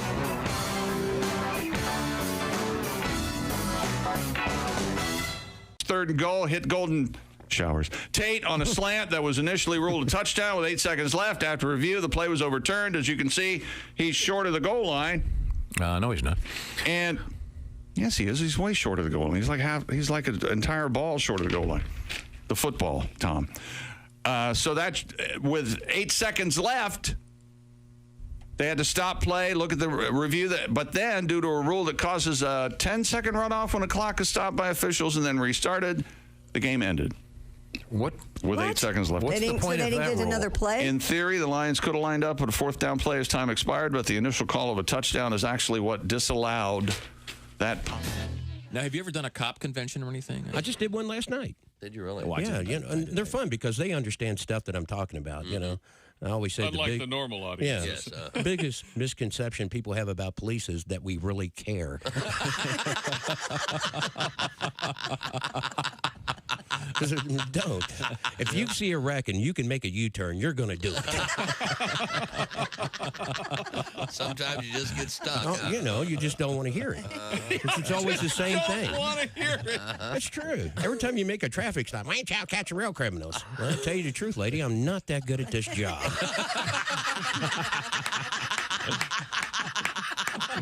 I'm trying to figure out a way to get disability without actually hurting myself. See, I was a smart aleck. Didn't take it all that serious. Oh, yeah. Did you? Oh, heck no. People would make U-turns on the expressway. I'd pull up behind them and go over my microphone and go, you know, because it says authorized vehicles only. I'd pull up behind them and go over my microphone and go, I authorize you. I don't care. You can't be subpoenaed if your name's not on anything. That's the way I always felt about it. This is Bob and Tom 24/7. Comedy, guests, Bob and Tom exclusives. And it's here on the internet. Bob and Tom 24/7. Right now, Killer Bees joins us in the studio. Bees, how you doing? Real good, man. Waking up a shopping list over here. My wife's eating in bed now. She's at that part of the pregnancy where they crave all this food. Some people have mirrors over the bed. We got a sneeze guard. Sleeping on those Posturepedic Sealamil, man. Hey, you ain't lived till you're making love and your wife says, go slow, I'm spilling my chili. The Detroit Pistons, former champs of basketball. I have so many souvenirs, it's hard to list them all. I have piston pants. I have piston shorts. I have piston beer mugs. Sometimes people don't even notice. I have piston ashtrays. I have piston shoes. I have piston basketballs. When I dribble, they do too. with us in the studio, comedian Kostaki Economopoulos. Now, we talked a little bit about your love life. What's happening with it again? Oh, I've got a girlfriend. She's great. And we're knocking around and having a good time. And so you have no children? I have no children. Here's the first sign of me getting old, all right? Here's the first sign of me as an old guy. I give my girlfriend a really good back massage, like 40 minutes. Then it's my turn. I lay down. She just barely starts to rub my back. This is true. And she reaches down and says, "Are you sure you want me to rub your back?" And I said, "Yes." I'm like, what? True enough. Oh, my God. What am I, 100? My most recent marriage was a disaster. It made the wreck of the Edmunds Fitzgerald look like a fender bender. Wow. Hello. And you remember Lord's famous line about gun control, more or less. Yes. The relationship taught me a lot. It taught me they won't sell you a handgun if you're crying. Hi, you're listening to Bob. Welcome back to the Bob and Tom Show. Christy Lee at the news desk. Hello. There's Pat Godwin. He's in the performance room. Hey, chick. There's Josh Arnold. Hello there. He's the I Hate Steven Singer sidekick chair. There's Ace Cosby. Hey. I'm Chick McGee, and here's Tom Griswold. Thank you very much. I'll urge you once again to enter our Pigskin Pick'em competition. Pick the football games coming up, starting with, of course, the Thursday Nighter, and you could win yourself the Big Green Egg Mini Max. Just pick the winners. You don't have to know about the spread or anything else. Have some fun. You'll find it at bobandtom.com/contest. We're looking forward to a great season. By the way, the winner will also get to talk with Chick McGee for the Shoe-In of the Week picks. Well, we'll see about that. Now we've got the Shoe-In of the Week coming up this week for those initial picks. We'll look forward to that coming up probably on Friday, sometimes on Thursday, depending on the mood. Right now, it's time to return to the sports desk with Mr. McGee. I didn't tell you this. Evidently, the flight from Austin to Atlanta that I took yesterday, it was the Legends flight. There was me. Yes. And then there was a legend on the flight. No kidding. Would you care to guess who it was? Who was it? Give us a hint. Actor? Not an actor. Sports figure. Sports in quotes. He was on the flight all by himself. Okay. Himself, all by himself. Not an actor. Sports in quotes. Sports in quotes. Coming here? No, I actually was going to help him. I got off the plane. We were going to Atlanta. We were in first class. And as we're getting off the plane, he was looking at his ticket, and he was by himself. And I almost stopped to help him, to ask him what gate he was looking for. George Foreman. Not George Foreman. Is he elderly? Yes. Okay. Yes. Is he wheelchair bound? He's not wheelchair bound. He was by himself. Pro golfer Tom Kite. I can't believe it. That's amazing. That's exactly. No, it's not Tom Kite. Dick Vitale. You said Kite, to be clear. Right? Yes. Dick Vitale? Not Dick Vitale. No. That's a fair guess. Sports quotes. Yeah. Sports in quotes. Athlete or coach? Athlete in quotes. Bruce Jenner. From the world of wrestling? Professional wrestling, yes. It Hulk Hogan. Not Hulk Hogan. Woo! Ric Flair. Really? Yeah. How cool. Yeah. And he was not, I still can't believe he was by himself. Why? He was not doing very well.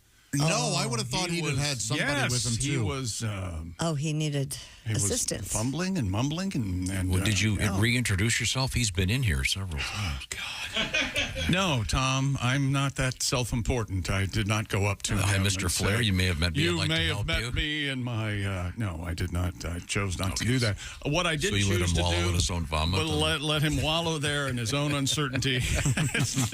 Bodily fluids As everywhere. I whistled along to my gate. Yes, that's what I chose right to here, do. Mr. McGee. That's exactly right. Sorry. Yeah. Yeah. Old Rick has lasted longer than a lot of wrestlers. He looked great, though. I mean, yeah. Got up, put a patterned blue sports coat on that was blinding. Oh, sure. So much for not wanting to be recognized, I guess. Had lots of gold jewelry on. That's fun. But, yeah, he did not... I was sitting there, and as I saw him, I wanted so badly to go, woo! Yeah. But I can't imagine how. Can you imagine having something like that, and everywhere you go, some jackass? There's a chance he loves it, though. I don't know. Yeah. You don't know. That's the thing. It probably depends on the context. Right. I don't know. You know, that every time he goes down to breakfast, I know. Woo, okay. That's pretty cool. I had breakfast with Ned Beatty once, and Yeah. You know, you walk up behind that baby and you go, yeah, you know. You sure do got a pretty mouth. Mr. Sure. You can only imagine Robert Duvall. I know you love the smell of sausage in the morning. Okay. I've heard it 10,000 times. I would have had to have said something to Mr. Flair. So good for you for leaving. No kidding. Yeah. I just couldn't do it. I mean, I walked right by him as he was bending over looking at his ticket. Not wearing reading glasses, though. Looking at his ticket. Yeah, so there you go. Oh, nice. Yeah. Is that sports? That is not sports. I think we have another world record. I don't know if we covered this or not, but competitive food eater from Australia has broken a world record after eating hundreds of chicken wings. James Webb up against stiff competition at the Highmark Stadium in New York State at the Wing It On U.S. Chicken Wing Eating Contest. He even had to face off against legendary record holder Joey Chestnut.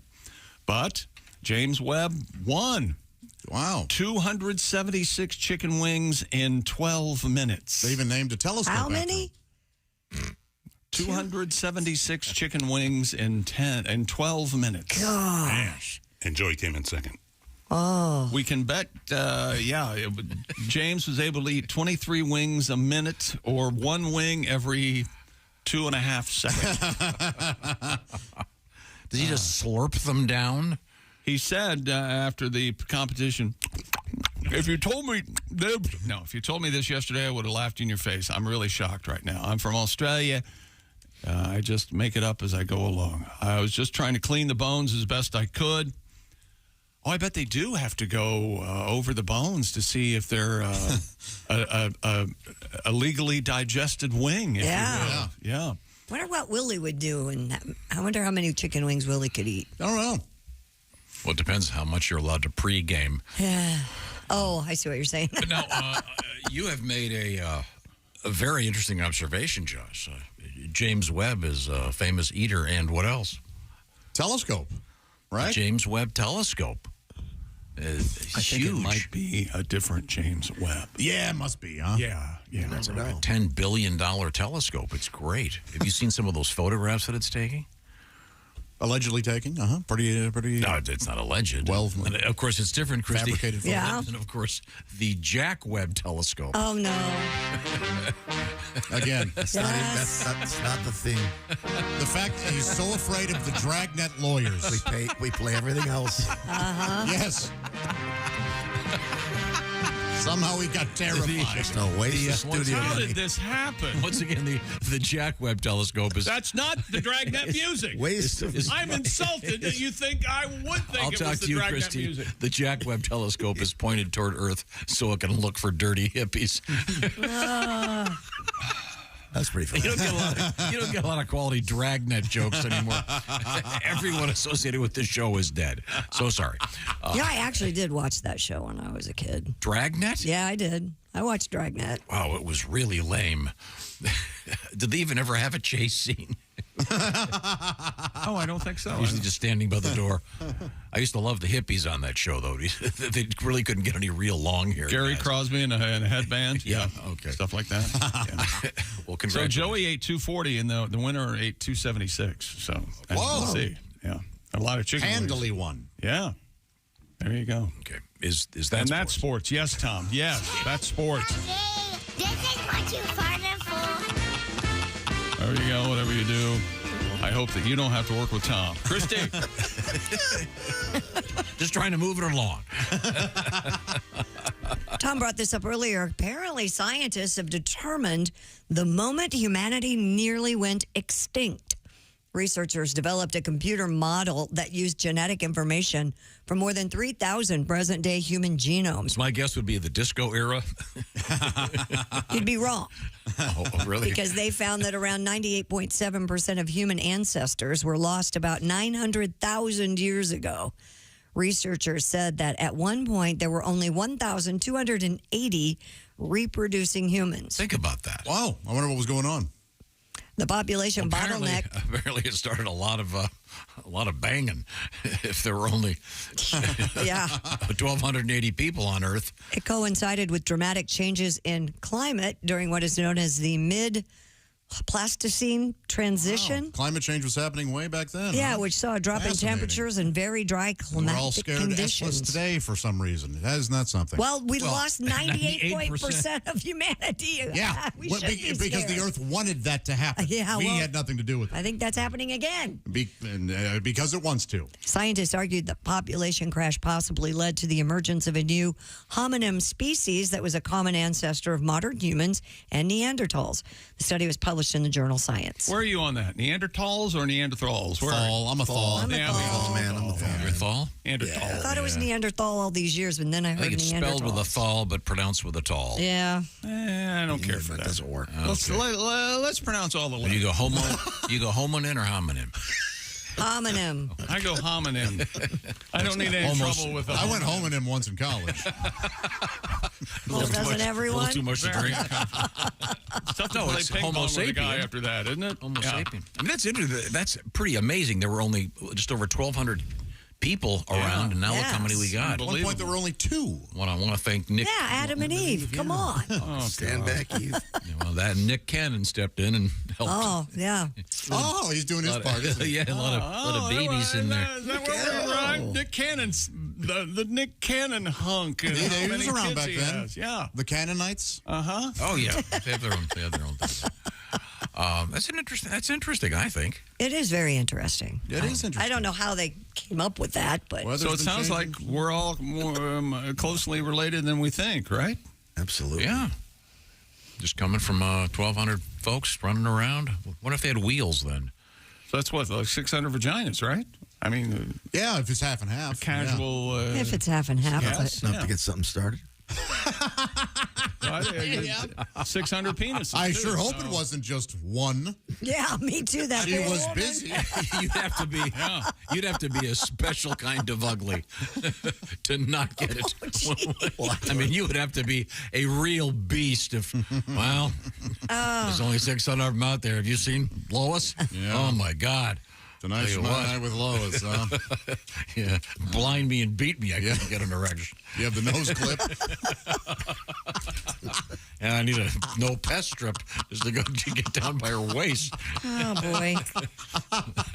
Well, Hey, the Great Wall of China, she said, changing the subject. When are they going to change this to the not so great wall of China? Well, part of it has been Maybe after damaged this. by construction workers trying to create a shortcut. Police say 2 hole in folks the wall. are suspected of using an excavator to dig through a section of the ancient monument. The irreversible damage to the integrity of the Great Wall and to the safety of the cultural relics has been noted by police. The Great Wall was built and rebuilt on a continual basis from around 220 BC. Those poor construction. You know that as soon as they saw something went wrong, they looked at each other and went, well, we're dead. Yeah. Until the Ming Dynasty in the 1600s, when it was the world's largest military structure. We better not get on a plane anytime soon. Much of the degradation of the wall had been attributed to local farmers stealing bricks or stones to build houses or animal pens. Well, yeah, that makes sense. They gotta actually eat. Did you see that? Yeah, they got this dumb wall here. I need to put up a What's smaller the deal wall. with this dumb wall? These guys were trying to get to work quicker. They created the shortcut. Their surnames were Zhang and Wang. Oh, Zhang and hey, Zhang and Wang. I think it's cool. I think it's cool that they named the Great Wall after a Chinese restaurant in Fresno. Oh, wait a minute. The wall came first? Yeah, I think it so might have. sorry. You know, P.F. Chang's is the Great Wall of Chocolate.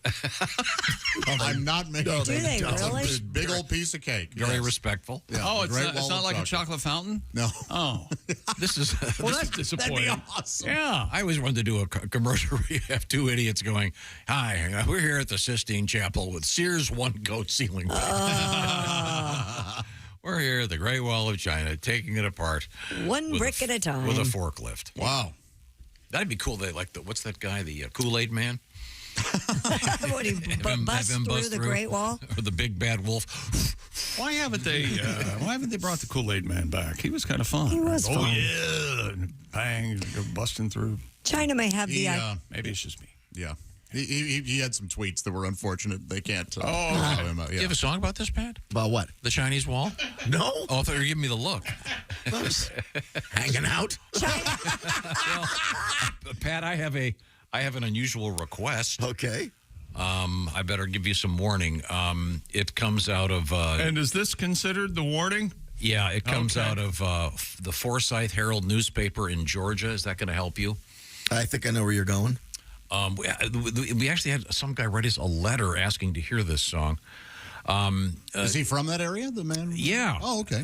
From that city, maybe? Yeah, he passed through this town. He was going. Yes, he was going through coming. It's no, you've ruined it. No, we don't need to do the song now. Coming, Georgia. Way to go, Tom. A man was gave away the punchline. Just that simple. A man was arrested. Just that simple. In this town, it's spelled Cuming. According to the Forsyth Herald, a resident responded after seeing a naked guy in their security camera. The man has allegedly committed a lewd act on their front porch.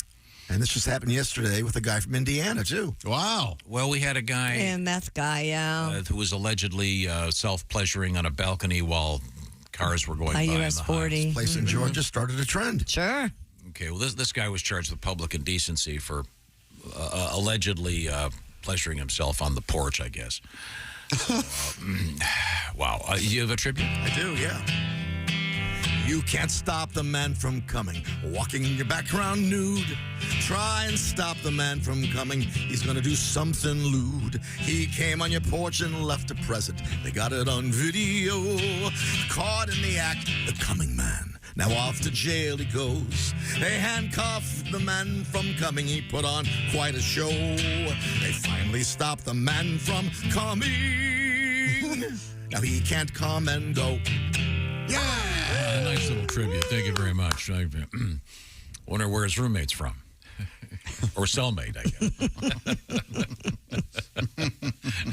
He'll be coming.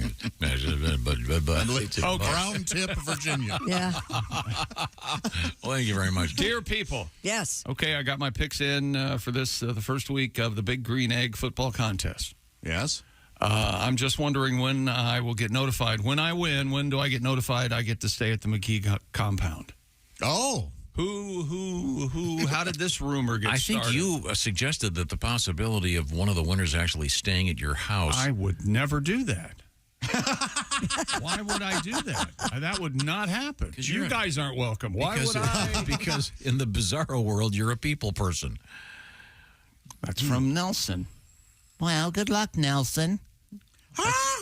That's a first name. Nelson. Yeah. His name, the great Nelson Riddle. Nelly. We should start playing a game. Any current reference we make, Tom can make a 60s reference about it. Who was That's Nelson true. Riddle? He was an orchestra leader. You don't know who Nelson Riddle's Who was? is? I don't know who Nelson Riddle is. Nelson Riddle and his orchestra? They called him the Riddler. He's famous. Guess what key we're playing this in? Chick, you could never leave us because none of us will know anything about what Tom's talking about. I do my best. This is the Nelson Riddle Orchestra and that classic, The Green Leaves of Summer. Never heard it. Are we allowed to play it? Boy, that's a mess. Oh, isn't that nice What is their biggest hit, as far as you would say, Tom?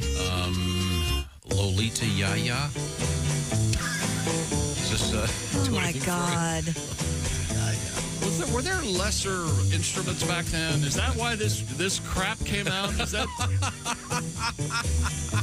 It's got a nice beat to it. Having some fun there with some real music. He also was the personal favorite of Frank Sinatra. Yeah.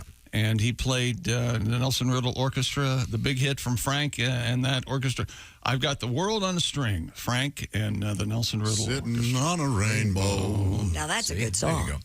So Nelson's a nice name. And if you want to enter our competition, go to bobandtom.com/contest. Whatever your name is, we'd love to hear from you. At stake, the Big Green Egg Mini Max, the Rolls Royce of outdoor cooking. Oh, I love the Big Green Egg. We cook with it here all the time. And it is extra special. And you could win one. Just pick all the winners. We start with the game tomorrow evening. And just get your entry in prior to that. I think there's like a 15, half an hour window, whatever it is. Read the rules. Go by the rules. I'm not a lawyer. Yes, don't talk to him about it. bobandtom.com/contest.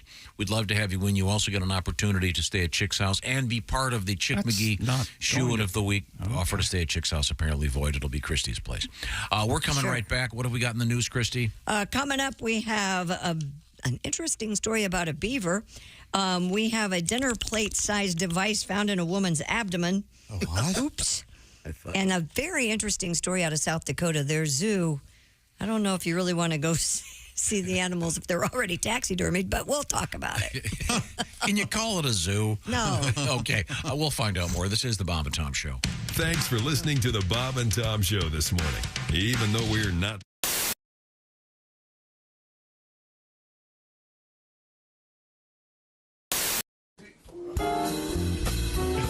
Well, looks like we got dumped. No. Is there anything you'd like to say to them? Well, our girls have left us, so I'd like to say just one thing. Oh, yeah. Baby, blow me. Oh, a kiss as you're leaving. Blow me. Oh, a kiss right now. 'Cause if you're gonna leave me, honey, I will surely miss the way you blow me. Oh, blow me a kiss. Come on and blow, blow, blow, blow me. A kiss like you mean it. Blow me. A kiss right now. I really can't remember anything as hard as this. So blow me. Blow me a kiss. Wow. Some things in life are hard to swallow. She couldn't take it all, Dean. She couldn't handle everything. Who could? But if she comes back tomorrow, I'll be shooting my wad on flowers in the rain, honey. Blow me. A kiss as you're leaving, baby. Blow me. Oh, a kiss as you go. And always think about me as you're going down your list. And blow me. Blow me a kiss. I'll miss her arms and her elbows. I'll miss her arms and her elbows. I'll miss her legs so tall. Yeah, I'll miss her legs so tall. I'll miss her neck and her shoulders. Yes, sir. But I'll miss her head most of all. Rock out, fellas. Swinging them, Alli. Baby, blow me. A kiss as you're leaving, baby. Blow me. Oh, a kiss as you go.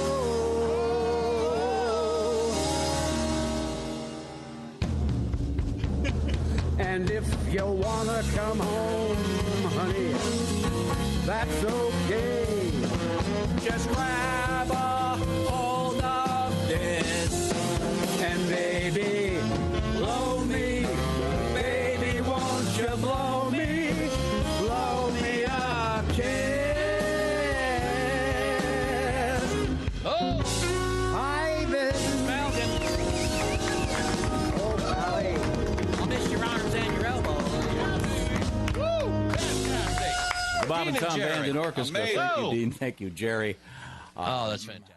Hey, you dog owners, listen up. This is something for your big sweetie. Chew Works. Has your dog ever scarfed down one of those chew sticks without really chewing? ChewWorks has a hold to chew, which will prevent choking and GI blockage. When dogs can't properly hold the chew stick between their paws anymore, they tend to just swallow it. Available in 3 sizes, mini, junior, and large. Extra large coming soon. Their whole purpose is Ron White, and you're listening to Bob and Tom Radio. The Bob and Tom Show now presents The Law Minute with ex-attorney Jack Thomas. Hello again, everybody. This is ex-attorney Jack Thomas. You know, I got a lot of mail here at the ex-law office, and today, let's open a letter. Well, this comes from young Davey Radonovich of Kokomo, Indiana. He asks, what is the difference between slander and libel? Well, what kind of idiotic, stupid question is that? What kind of little pea-brain moron would write me? I think if I were you, little Davey, I'd worry more about inbreeding than I would about the law. Davey, that was slander.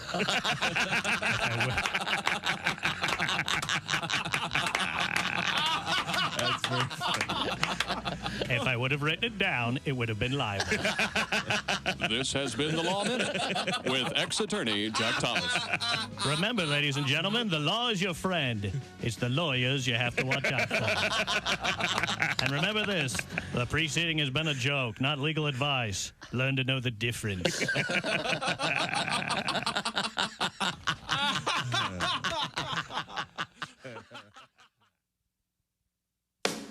Bob and Tom 24/7. Comedy via your computer. Bob and Tom 24/7. This is Bob and Tom 24/7.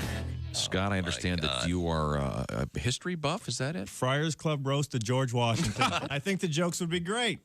I think some will be. George Washington's a great man, but what's with the outfit? Knee-high boots, a silky blouse? Are you the father of this country or the fairy godmother?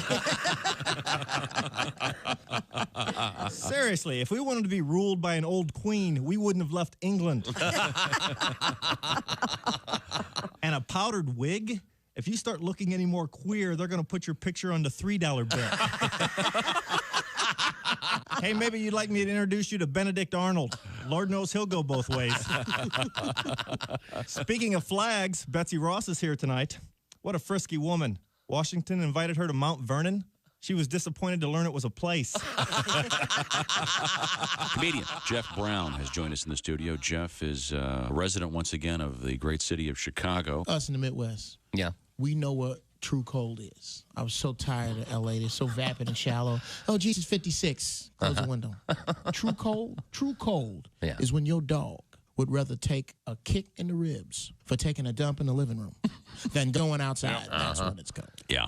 My coldest day ever was in Chicago. It was with a wind chill 64 below zero. Oh, yeah. I'm so glad they thought of the whole wind chill thing. Yeah. It was cold. It was damn cold. Oh, yeah. There's certain problems. I pooped on the rug. Really? Yeah. Oh, yeah. No, that really brings it home for me. The man claimed he couldn't help himself when he guzzled 7 bottles of a spiked lemonade drink in the aisle of a supermarket. A 43-year-old Wisconsin man told police he was a recovering alcoholic and had been sober for 16 months before being driven to drink and downing the bottles of Jack Daniel's Lynchburg lemonade in 15 minutes and placing the empty containers back on the shelves. He was cited for retail theft. Oh, so he'd go grab one, drink it, walk around the store, then go back and put it back? No, he did it all in 7 bottles in 15 bottles in 15 minutes. minutes, Tom. He had to just plant himself in the liquor aisle. He must have had an opener with him, I guess. Mm-hmm.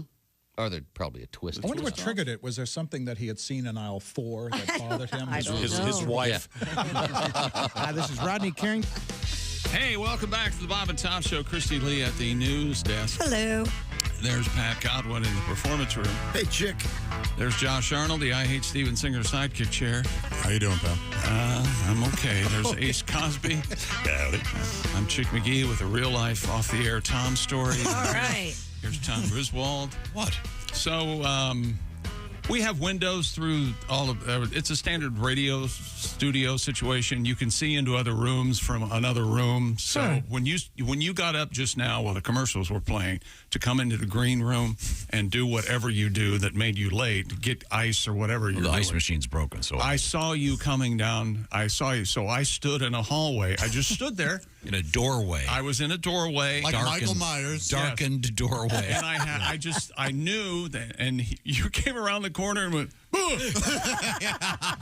because in my peripheral vision, I suddenly saw this figure. Yeah, and Josh was right behind you. Was not, well, I guess Tom's fear and scream helped you. And when I saw you, I went, I could see how that scared him. Yeah. Because you were just sort of... Lurking. I laughed and laughed and laughed. Thank you very much. The ice machine's broken. Check local listings. We have to get back what to are the you action. using ice for anyway? This is the big thing. This is the giant thing behind the scenes now. Tom has to get ice. Don't you remember how he makes iced coffee? And he'd never heard of iced coffee before about 3 months ago. He thinks he discovered it. That's right. I'm sorry. Did you know that if you take coffee and put ice in it, it's delicious? And the ice maker in the back's broken? Of course. And I guess it smells bad now? Is there a problem? It's probably it's laden with E. coli and spirochetes. Whatever. Well, where are you getting your ice then? COVID-20. Where are you getting your ice? We had Mark go to the ice store. The ice store. See, now this is you not even trying to be odd or funny. You're just being you. Wherever they sell ice, I don't know. I go. You never bought a bag of ice? I bought 2 bags over the weekend. Well, then that's where you get the ice. You for 3 or 4 weeks. They're at my house. 2 bags of I didn't ice. bring them in. I should have brought one of them in there still. Yeah, bring them in a cooler. Don't you have a nice Yeti? It'd stay nice in a Yeti. There you go. That's what you need. Like pull something behind you every day all the time. Yes. Turn to that guy. A cooler or a rolling Here comes bag. Yeti, man. Time to get a motorized one. You know, Oh. anything like that, that'd be great. We used to have one of those motorized coolers. Yes, we did. Well, there was joyriding in the parking lot. hilarious. Somebody went out into traffic, and there was a problem. Now, we have Christy Lee at the Bob and Tom News Desk with some important news. Is that Speaking of correct? hot, Bucky Beaver, an icon in the Lone Star State, can be found in the city of Madisonville, about 2 hours by car from Houston. Of course, that's the company's iconic Bucky Beaver mascot. Apparently is melting under the August sun. Oh, boy. Video taken of the logo shows the beaver missing a chunk of its face, leaving the sign's inner materials exposed where the animal's eye, cheeks, and part of his snout should have been. A man can be heard saying in a video posted to Instagram, quote, "It's so hot in Texas, How hot is it? Bucky's face melted off." Oh, man. I just got back from Texas. It's that kind of heat there. It's hot. It's still being hot, over 102, 105. Was it humid too? No, it was not. Oh. It wasn't humid. Hot. I don't want to be one of those guys who said it's a dry heat, but it was. It makes a big difference. Yeah, it really especially the does. Midwesterners who are Yeah. usually swimming. Oh, in I'm the- looking at Bucky. Poor Bucky.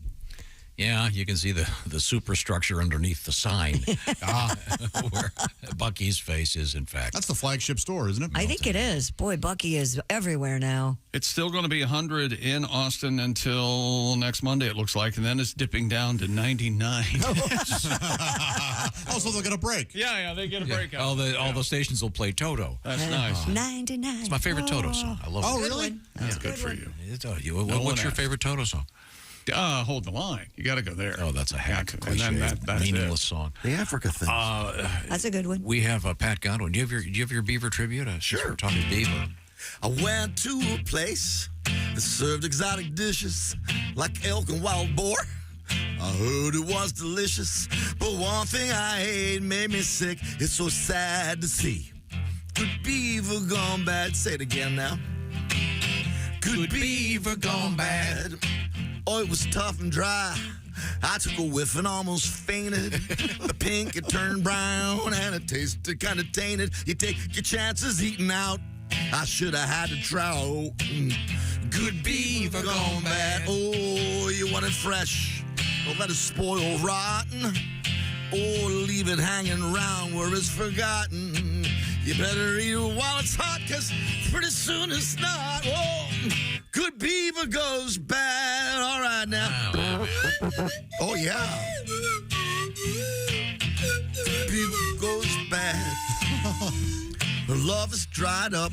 It once was so delicious. She's cruel and she's cold now, vile and vicious. She was up to no good while she gnawed on the wood. Good beaver gone bad. Good beaver, good beaver, good beaver gone bad. Thank you very much. Oh, yes. Well, that actually, that song was based on a place we used to always go eat lunch. Yeah, our meetings were there. You ran them out of business. They had they stopped serving broccoli cheese soup. Yep, that was it. Into the business. The larger point here is you telling them to do that. It was a restaurant that had lots of exotic dishes, yes, like elk and et cetera, et cetera. Very much so, yeah. But it also had we would have meetings there, and I remember one time during one of the meetings, some feathers. Remember that started dropping into my soup. Oh, and because they had a very large wall hanging of wall hanging dead animals that had been taxidermied, right. Which creeped me out a little bit, and that leads to this really weird zoo story. A South Dakota zoo will consider destroying several of its taxidermied animals that have tested positive for arsenic.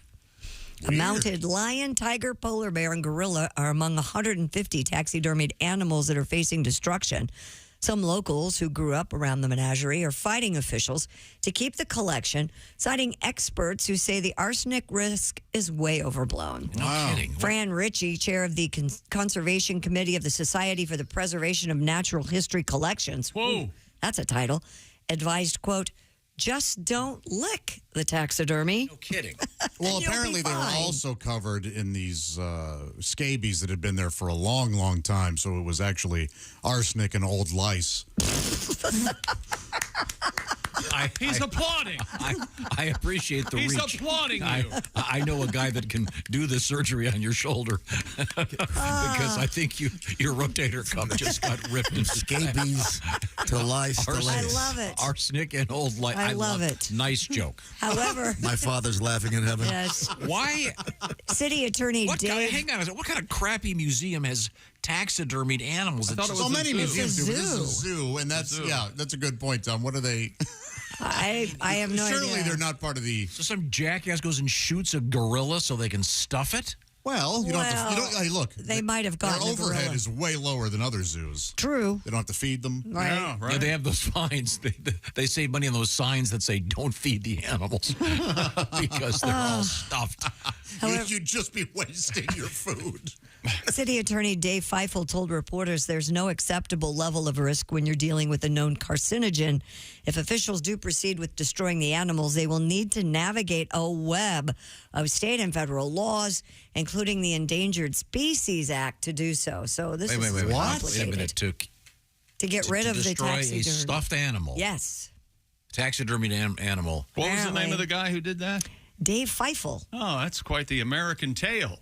Yeah. Feifel goes west, baby. Nothing? All right. Somewhere. What a dumb. Everything about this story is dumb. Yeah, it's pretty Having dumb. a zoo with stuffed animals is dumb. Well, having to go to the EPA or whatever the hell it is to destroy a stuffed. Well, if it's. I think it's an because of the endangered- arsenic, baby. Again, don't lick the stuffed animals. there was a stuffed gorilla at the St. Louis Zoo for a while. I don't know if it's still there, but it was because that gorilla had lived there for so long that they just taxidermied it and you could still see it. Oh. Yeah. Maybe have it like a greeter. Walk in. Yes. I guess it's better that Hi.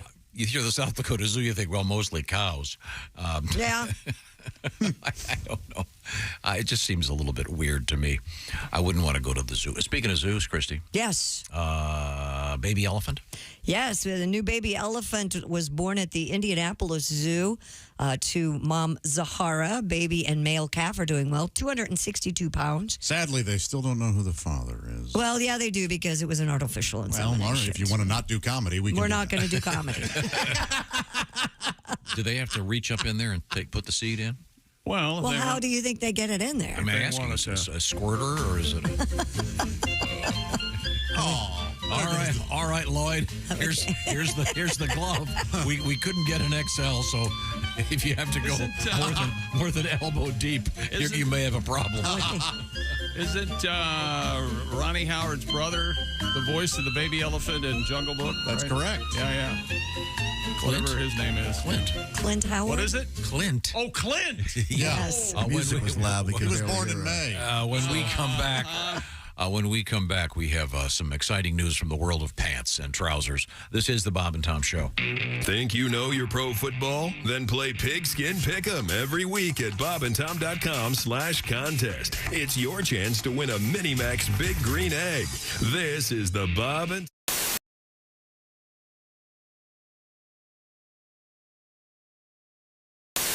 My favorite news story of the year today. Yogi in disguise. Christy, can I just read you the headline? Because this really is mostly about you. I know exactly where you're going with this. I You know know what story exactly is- what story. It involves bass players. That's all he's going to have Yes, to it say. involves a scientific study of bass players. Yes. And this is the greatest story. The over-under on musicians Christie's dated, I'm going to go 12. Dated? Dated. Oh, by dated, he's vague. You know, it's kind of a vague. No, one date. Not necessarily. Ace is back there giggling. Over, under, 12? Over, under 12. Should I take the over? No, now I have to Just think first about date. it. Yeah, think about it. I have to think Put about pen to paper. But bass players in the news in a very What do you positive define way. as dating? Yeah, watch my. Oh, you see this finger? Don't do that. No, that's not a date. That's not a Wait, date. so we're not talking bedded? That's not a date. Thank you, Josh. No, we're not talking Dated. bedded. I'll say so. An intimate encounter in the back of a car is not a date. I'm going to say no. And I'm I've going to never say had that, to be honest with you. you rode somewhere. Hang on a second. In the car with him, and he was driving. Okay. That's a date. You have never had any kind of an intimate encounter in an automobile or a truck? Not in the back seat. Your Honor, I rest my case. And under the categories the are defense, potpourri. the defense rests. Potpourri. I'd like to call Mrs. Christie Roadhead Lee to the stand, please. No. Well, you can do more in the front seat than that. Potables, famous American. Once again, Trump bed sex. I rest my case. Hey, it's Josh, and of course... Hi, Chick McGee, everybody. Your chance to win a Mini Max Big Green Egg for Bob and Tom at Big Green Egg. Each week, someone will win a Mini Max Big Green Egg. It's the Bob and Tom Show Pigskin Pick'em, powered by the Big Green Egg. Go to bobandtom.com/contest on the computer. Oh, is that where you go? Are we eligible?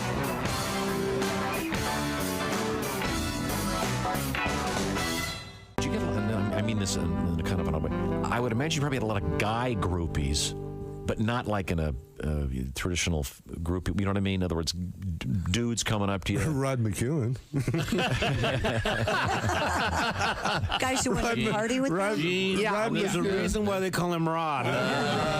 Rod waited for us in Hawaii. We were on our way to Australia, and Rod heard we were coming to, stopping in Hawaii. Mm-hmm. He waited. At the airport? He missed it. Yeah, at the airport. He missed his flight to meet us because he thought we were one of them. Oh, that's interesting. Because of the bits we did. Yeah. What I meant was, as Christy, in other words, you guys are like, clean it up now. I want to party with these guys. Party with these guys. I mean, I imagine that'd kind of be a buzz.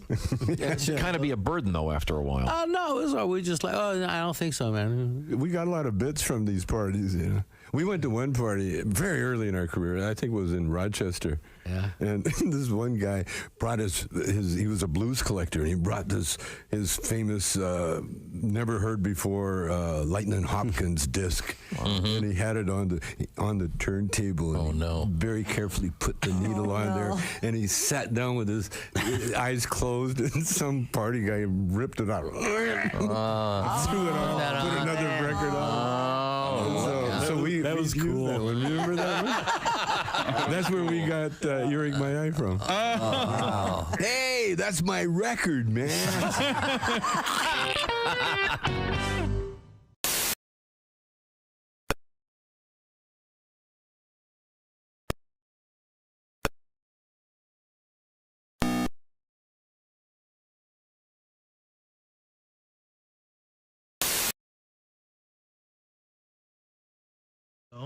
Think again, Dean.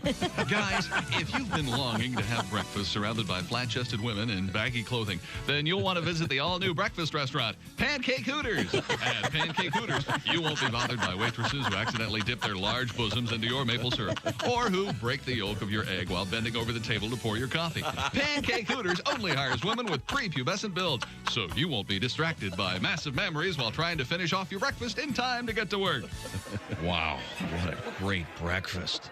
Sure was, Tom. And I was able to eat my waffle while it was still warm because I wasn't busy staring at gargantuan tatas. And you didn't slobber in your coffee either.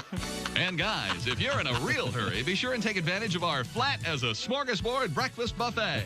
Why not try Pancake Hooters today? You'll see why our hardline policy with our waitress staff is, it's either 32A or the highway. Pancake Hooters.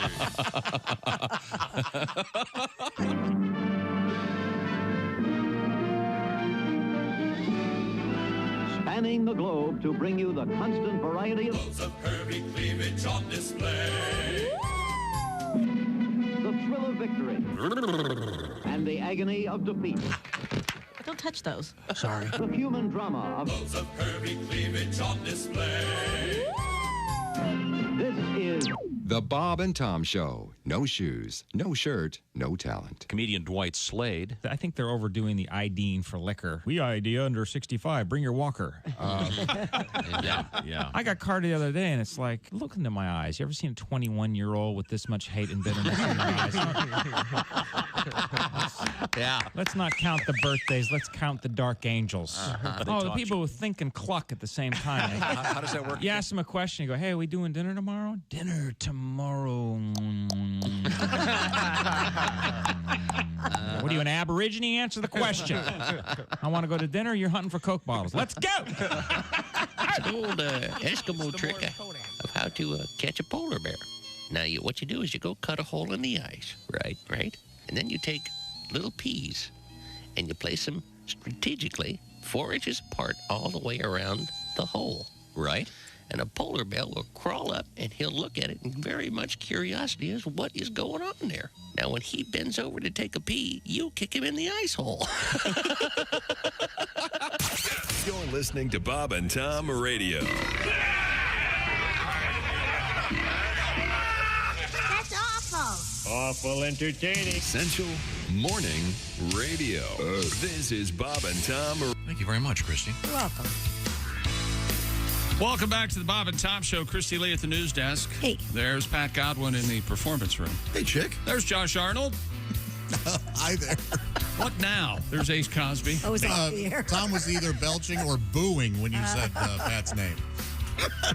I was hope not it was a going- belch. It was a belch. Hey, Pat, you've had nothing but home runs the last 2 days. Yes, unbelievable, Pat.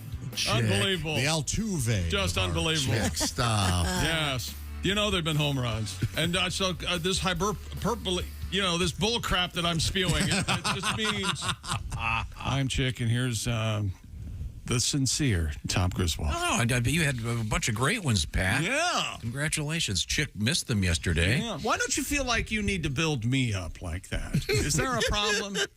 I don't understand. I tell you what, did you hear that sportscast of Chick McGee this morning? Oh, it was fabulous. Oh, I get Tell it. you what, the guys at ESPN, they're Shut going, up. we're just amateurs. This doesn't mean as much as what you, Yeah, you have to ask for it. His description of the U.S. Open, I thought I was there, and then I realized it wasn't a golf tournament. Oh, boy, now it was really confusing. It's even more insulting than anything now. Ow. Pat, should we favor a Chick with one of the songs from yesterday? Well, we had the porta potty brawl, and then we had the Burning Man. I heard Burning Man went to, they had a mess. They finally, I think, got everybody out of there yesterday. Well, I don't know if they got everybody out. I think there's still a line of cars. They're trying. Burning Man is this sort of artsy-fartsy, what is it, like 75,000 people, and they had 2 months' worth of rain in one day. Yep. Yeah. They were all They were all in the desert and couldn't get out. It's global warming. Clearly, oh yeah. No, my point was, it wasn't like all these people had to get out to go to a job. Pat, what would you like to say about it? Yeah, about those dirty hippies. What would you like to say, Pat? Just this last weekend, chick, I went to Burning Man. Yeah. I took mushrooms and waited for the bands to play. Just as they hit, it started to rain. My Jeep is stuck and we can't leave today. I've seen rain and I've seen rain. I've seen rainy days where it rained and rained and rained. I've seen muddy times where the rain, it never drained. And I'm never taking mushrooms again.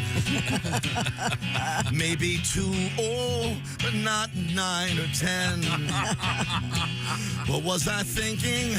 I'm never doing that again. I can't leave yet. I can't leave yet. Rain and rain. Thank you very much. A little tribute to James Taylor. You know, we did that song in my show choir, and what would happen was we'd do 2 or 3 fast numbers. Mm-hmm. Oh, then you bring it. Shake down, break down, take down, everybody do it. And then the song would end, and this song would start, and we would all slowly walk to the risers and get into some predetermined pose.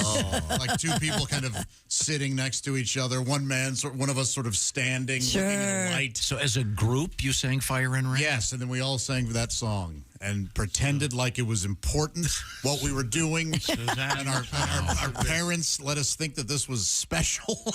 Your dad, he wasn't much for... Oh, he loved that stuff. For the BS, though, did he? Well, he loved musicals. He didn't call you out on it? Okay. No, he loved it. Yeah. I would make jokes about it and be like, no, it's entertaining, good stuff, yes. Well, I think it's nice that you were doing at least semi-contemporary stuff. Yeah. Yeah. You know, our band would do nothing but John Philip Sousa. I can't imagine. Would you like to hear the bass clarinet part from March Militaire? Because I know it. Would it help if I said no? Never mind. Wow. Well, that's. Can you still blow the old licorice stick? There? No. Really? No. Hit it. Yeah. Where are you? Where's the clarinet? Well, it didn't come in yet. You got to start at the beginning. All right.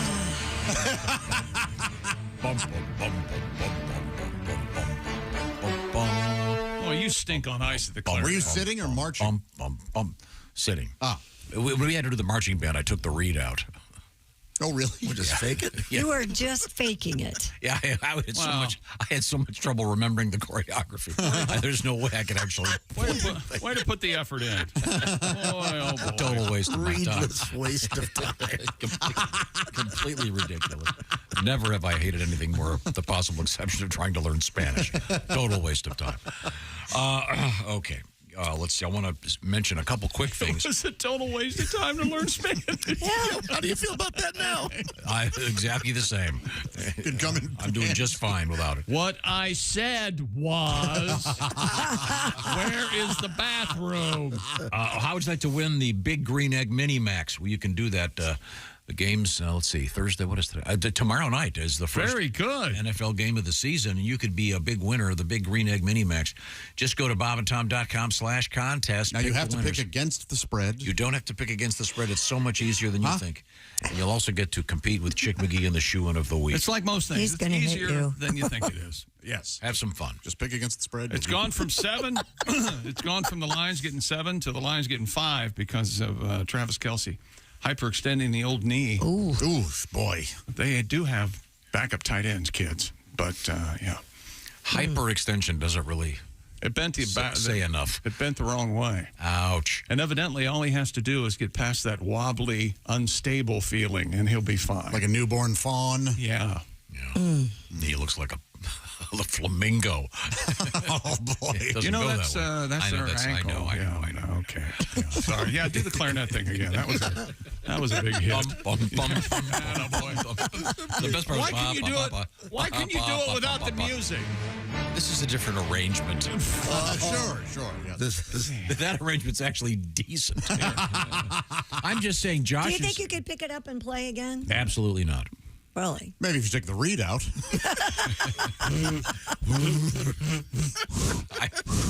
I am totally serious.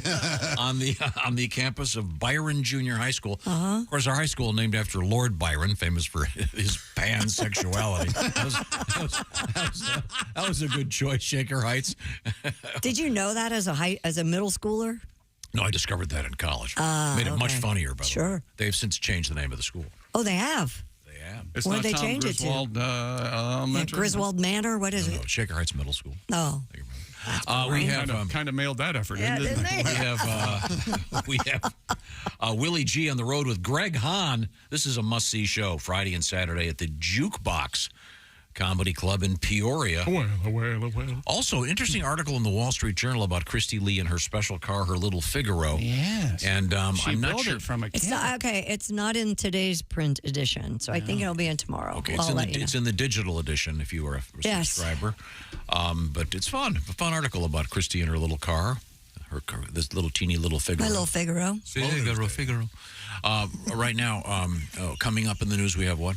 We have the new pantless trend if you want to jump into the fashion game. I'm in. Rolling Stones have a new album coming out. We have a fish getting a CT scan.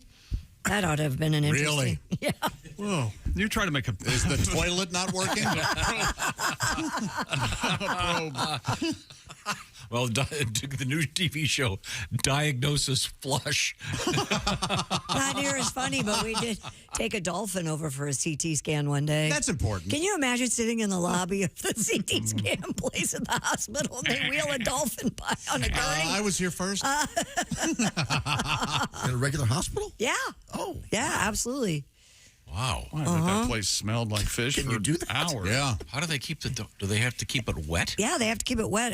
Yes. They have to dry They have it. to keep the fish wet, too. We'll talk about that. Well, here's the thing. If dolphins were on land, they could walk. They just don't want They you to just know choose that. not to. Yeah, they don't want you to know that. Okay, and they these kill us all, I fascinating. and these That's are what they're talking about. These are not taxidermied. So No. anyway, no. But to answer your question, Christy, What? they did change the name of Byron Junior High School Okay. to Freddie Mercury. Freddie Mercury Junior High. Give it up for your fighting queens. What's gonna happen? What's gonna happen? I don't know. Hey, Tom, don't you feel like you need to buy someone jewelry? I sure do. Yeah. Boy, do I ever. I bet. And where would I buy that chick, Mickey? Steven Singer Jewelers, our buddy Steve. Steven does not like what I call Franken diamonds. You know what I'm talking about? Yeah, lab-grown ones. Icky. Lab-grown diamonds. What? Mm-hmm. No, the real thing is Steven Singer is famous for, among other things, of course, his quality fast shipping, the beautiful cards you get. And if you get those orders in from Steven Singer Jewelers, you get them in before about 2 o'clock Eastern time. It's out the door that day. An amazing selection, lots of stuff of all types. Maybe that back-to-school bracelet for your sweetie. That'd be a nice idea. Perhaps an engagement ring. Well, when it comes to diamonds, these are not laboratory-grown diamonds. He likes the organic, the earth-born diamonds, if you will. And by the way, Steven Singer is also famous for that upgrade. Maybe a year from now, maybe next week, you want to go up. Well, you can. You'll get the full value of the first one. How about that? It's from IHateStevenSinger.com. That's the place to go to find out what I'm talking about.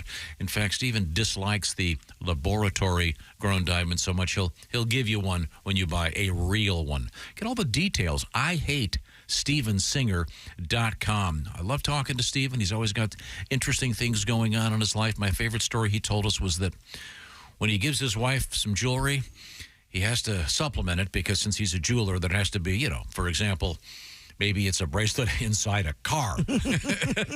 But you don't have that problem.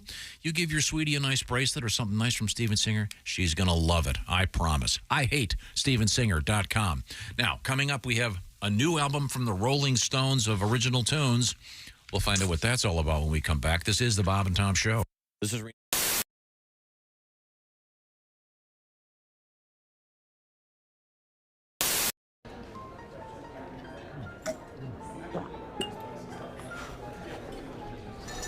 You took my breath away from the moment I first saw you.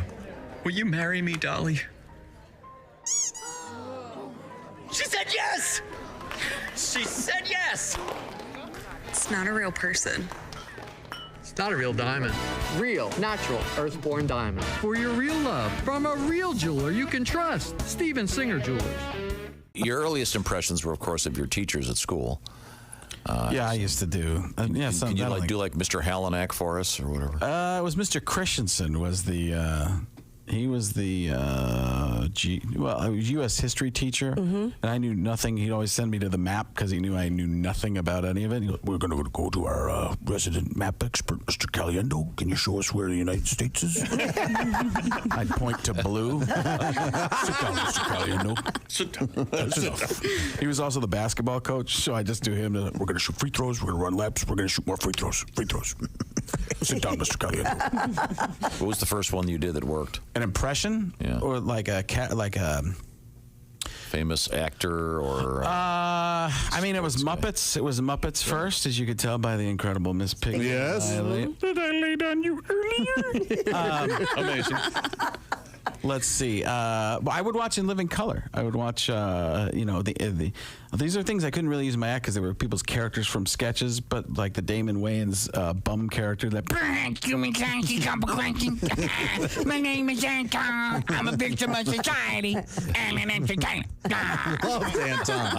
Yeah, he had the pickle in the jar. Yeah. Excuse me, can I sing you a song? Could you do Fire Marshal Bill? Let me show you something. Let's say there's a problem. Yeah, because that was like people doing the kiss, so you could. So you could jump on and do those characters, which is what a lot of people do that with impressions now. They just watch other people.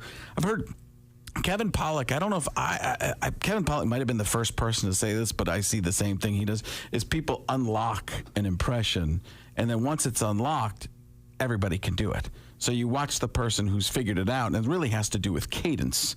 I've talked about this before, but with Barack Obama, he would talk slow at the beginning and speed up at the end. So you could always figure how many William Shatners have you heard? How many high Christopher Walken, low in the middle? You know who it is because they all ignore punctuation. You know, so it's if you can get the cadence down, you don't even have to have the pitch. So. I'm probably not answering the question anymore, but Muppets were the first thing I did, some cartoon kind of characters and stuff like that. Stuff I wouldn't even consider really impressions. But who's the hardest one to write for? Because sometimes if you have the voice, there's some impressions you see them and you go, boy, that's dead on, and you go, but there's no content. I've had a Billy Crystal forever. But I had no idea what I would even do with it. It's one of those voices that just, he doesn't do much. Yeah. Sully, you know. Yeah. Hey, let's go. Come on, guys. We're going to go over here. It's just one of those things. But here it works. And Robert Downey Jr.'s one that I'm sure I've done that too for you, but he's the human Twitter feed.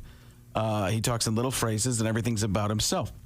He could be giving out an Academy Award, which is supposed to be about the nominees. But it would turn it back to him like, these people deserve your applause almost as much as I do. # awesome. So he's like, do me a favor.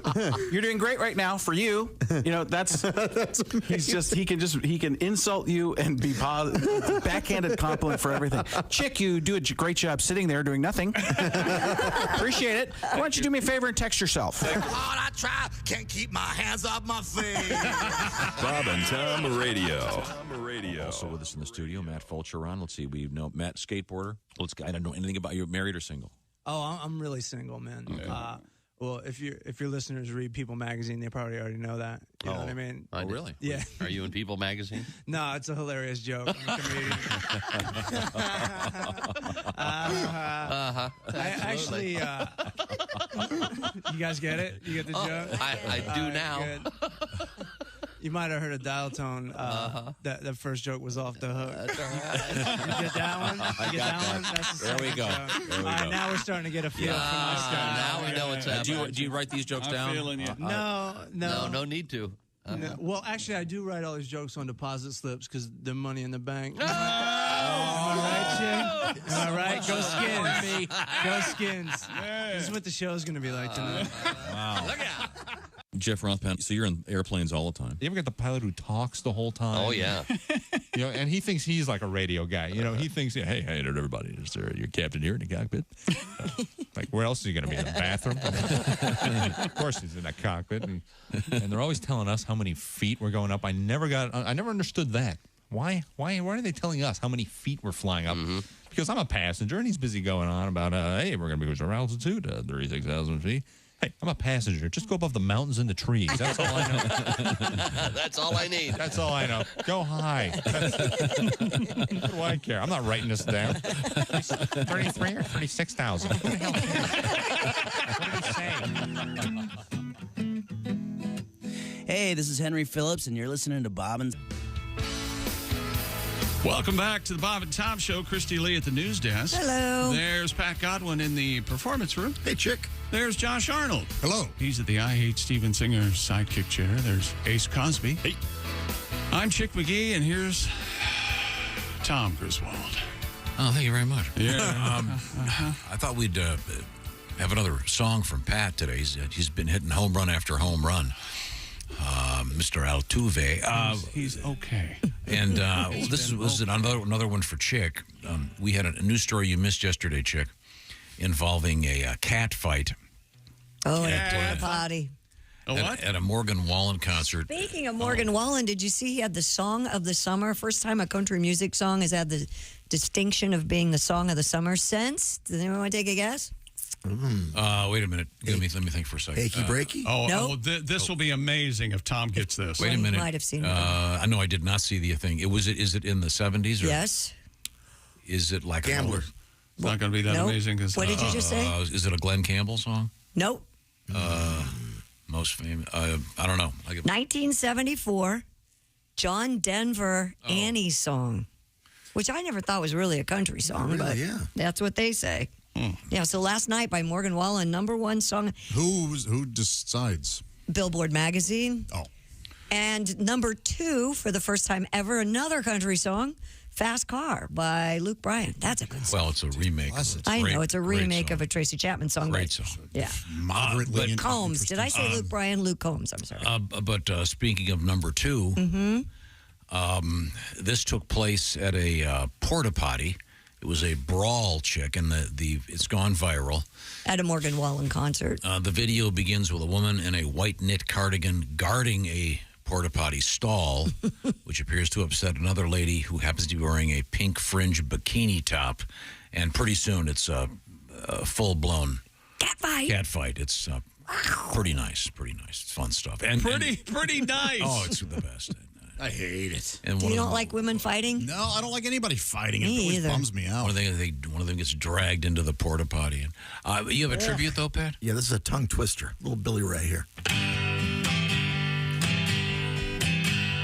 Your pink shirt looked nice and your cowboy boots were white before you started fighting in the stall. Then you got knocked down. Now everything is brown at the country concert porta potty brawl. Hair was pulled and faces were slapped. Too much estrogen and alcohol. Asses were kicked, rolling around in piss at the country concert porta potty brawl. Security got called to the girls against the wall. Crap went flying everywhere. Oh, hose them all down right there in the stall at the country concert porta potty brawl. Yeah! Thank you very much. Wow, this has got a storyline. They fight, and then they go into the stall, and then her friend comes, and they start, and then the other girl's friends come, and the girl in the blue is the one who kicked ass. She started throwing people out of the porta potty. Yeah. Huh. That's all right. Very nice. All right. Hope they didn't miss any good songs. Yeah, I hope so. Sort of thing. Well, that'd be impossible. Well, speaking Morgan of Wallen, come on. Speaking of going to the bathroom during a concert, Rolling Stones have a new album, and I imagine once they start playing those songs live, it'll be bathroom break time. The Rolling Stones released their first studio album in 18 years. They are preparing the album. It's called Hackney Diamonds. No thanks, fellas. More details are promised today during a live stream event in East London's Hackney district. Mick Jagger, Keith Richards, Ronnie Wood are set to be interviewed by Jimmy Fallon. You can stop now. Their last album was 2005's A Bigger Bang. And, of course, it's the first since the death of drummer Charlie Watts back in Jimmy 2021. Fallon's interviewing them, so we'll be playing ping pong. Right. Yeah, so much for some actually getting stupid a comment. stunt. The new album is called Arthritic Fingers. It's a throwback to Sticky Fingers. Thank you. Thank you for explaining that. I thought of some song titles for them. Did you? Yeah, you did. Yeah. Limpin' Jack Flash. No? But my favorite is Angiogram. Not bad. Wow. It's the Steel Wheels tour, and they're just in wheelchairs. Yeah. Shattered hip? Anything? No. Brown sugar substitute? I'm just waiting on a soup. Just waiting on a soup. I don't know. I think that has more to do about the I just think soup is a funny word. Soup, not as funny as hat. Close. 2,000 light years from relevance. No. You know what? Okay, here's my second favorite. Pat, I think you'll like this one. Ruby Tuesdays with Maury. Pretty good. Okay, sorry. They're old, you see. Yeah, they're old. Mild horses. Okay, anything. There's a new trend out there that celebrities are doing. It's a pantless thing. According to CNN Style, actor Emma Corrin, known for the Netflix series The Crown, donned only a cardigan, pantyhose and underwear during a red carpet event at the Venice Film Festival. No one will notice me if I don't wear pants. Oh, look, they're looking at me. Actually, they would because she was the only celebrity there. No, she's not the first to step out in underwear. Supermodel Bella Hadid was photographed wearing what appeared to be boxer briefs in the street last fall, while Lil Nas X wore just a metallic G-string to the Met Gala back in May. Ho, ho, ho, ho. Well, I guess. What? This isn't fat. I mean, these are just people like Tom's. They are attention-seeking on red carpets. Yes. That's all this is. This isn't an actual fashion trend at all. Well, I mean, Donald Duck has been doing this for 80 Porky years. Pig. Yeah. Oh, God. You don't try this at work unless you want to go to HR. Well, it was a fashion trend. Lil Nas X did it. Daffy Duck is just wearing a collar. Well, if you're wearing, what's the difference between that and wearing your bathing suit out in public? I love this joke, yeah. Right. I mean, but that would be basically weird, pantless. right? And if you saw somebody in a bathing suit in the middle of Target, you'd think that's a weirdo. But I mean, if it's just their underwear, Yes, if it were Ace at the Target, running around with In his underwear? Yeah, because Ace is famous religious underwear. It's holy, as you know. But you know what it's time for, don't you? Hang on a second. Did you just make the joke? Ace's underwear was religious because it was holy. Is Yeah, he did. Is that what you just did? Well, And Ace you is feel famous good for his- about that? Ace is famous for farting the holes in his underwear. farting holes in his underwear. You feel good about that. You feel, as a professional. Oh, it's holding the Holy Grail. Oh, God. The Holy Grail. Holy Grail. I'm sorry, I was talking to Tom. So the chalice that caught Jesus' blood. That's what, a Holy Grail. Ace must have missed that day in religion class. But it's time for a reprieve, Grace. Let's check in with Mr. Ace Cosby, ladies and gentlemen. And this is one of my favorite moments of the show. I missed this. That's what I'd say in the bizarro world. Joke of the day. When does red mean go and green mean stop? When? When you're eating watermelon. That was Ace Cosby's joke of the Fair day. enough. He's not wrong. No. What am I supposed to do with that joke? I like that joke very much. No fucking laughing. More of a fact. Yeah. More of a statement. I got tricked the other day. Oh, God. Did you? Watermelon with seeds in it. I bet you get tricked a lot. When was the last time you saw that? Again, this is a conversation show. You know what? I'd like to blow the lid off this topic. When's the last time you saw a watermelon with seeds? Josh?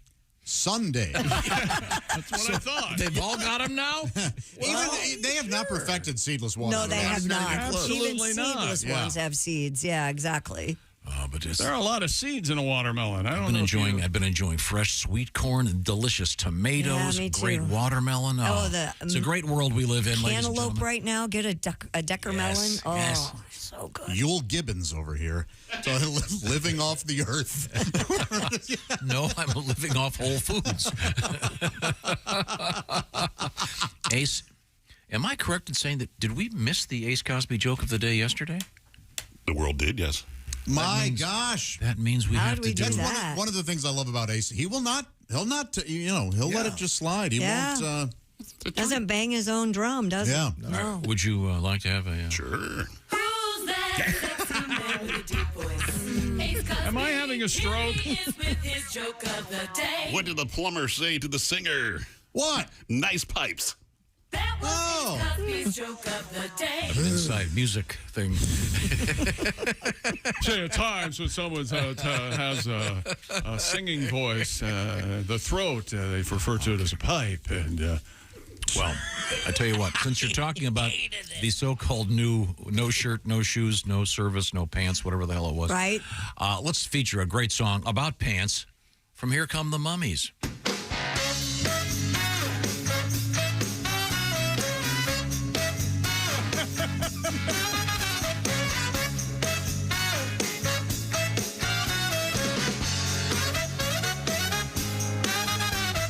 Monday, Tuesday, hump day is halfway. Sticking to the pig, popping in the bank. Saturday's coming quick and anything. 48 to rendezvous.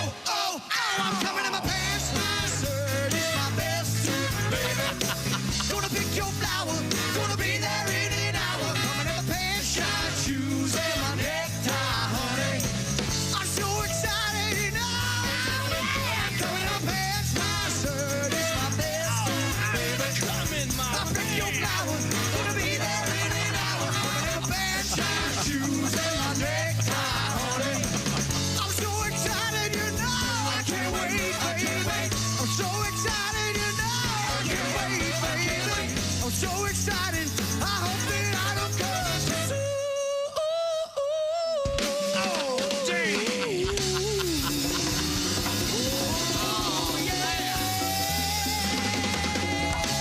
Fantastic. Here Come the Mummies, the great band Here Come the Mummies, and their live version of Pants, recorded right here in the studio. Thank you very much, gents. In honor of the so-called new fashion trend of not wearing pants. Was it some film festival? Yeah, I was at Venice recently. Emma Corrin, she donned no pants. She just wore underwear, pantyhose, and... She took them off, I guess. Cardigan. She didn't don anything. No. Okay. Well, when's the last time you didn't wear pants, John? Oh, like this morning in the shower? Last night when I went to bed, I put on my T-shirt. Yeah, I spent a few hours yesterday just in my boxers. There you go. Mm-hmm. Wow, where were you? In my house. Oh, okay. Yeah. Like a museum or zoo. Dawson keeps looking at me. Okay. Now, what's coming up in the news, Christy Lee?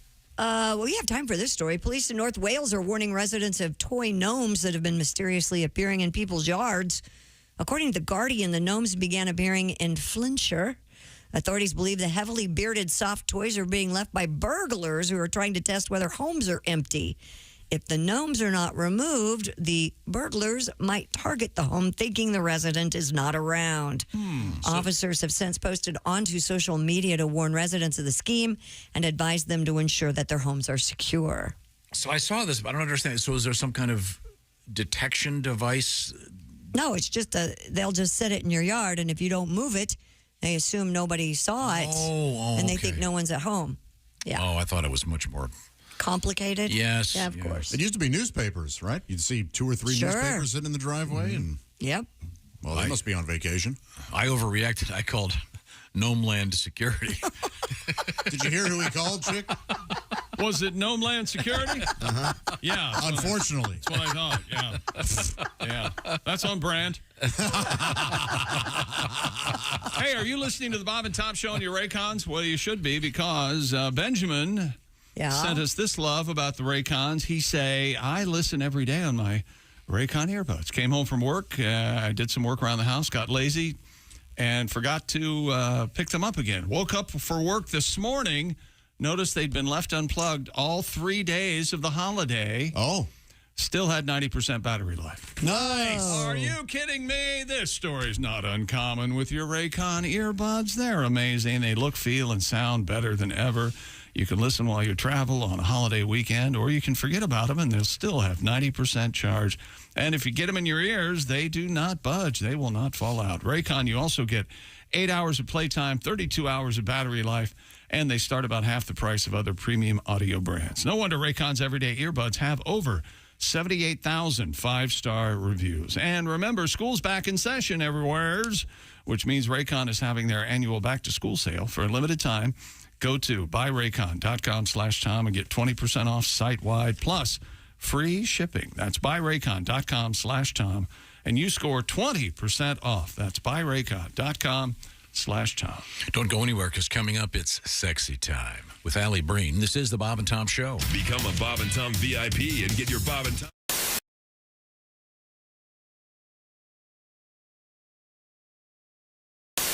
With us in the studio now, 2 comedians. We are joined by Jimmy Pardo.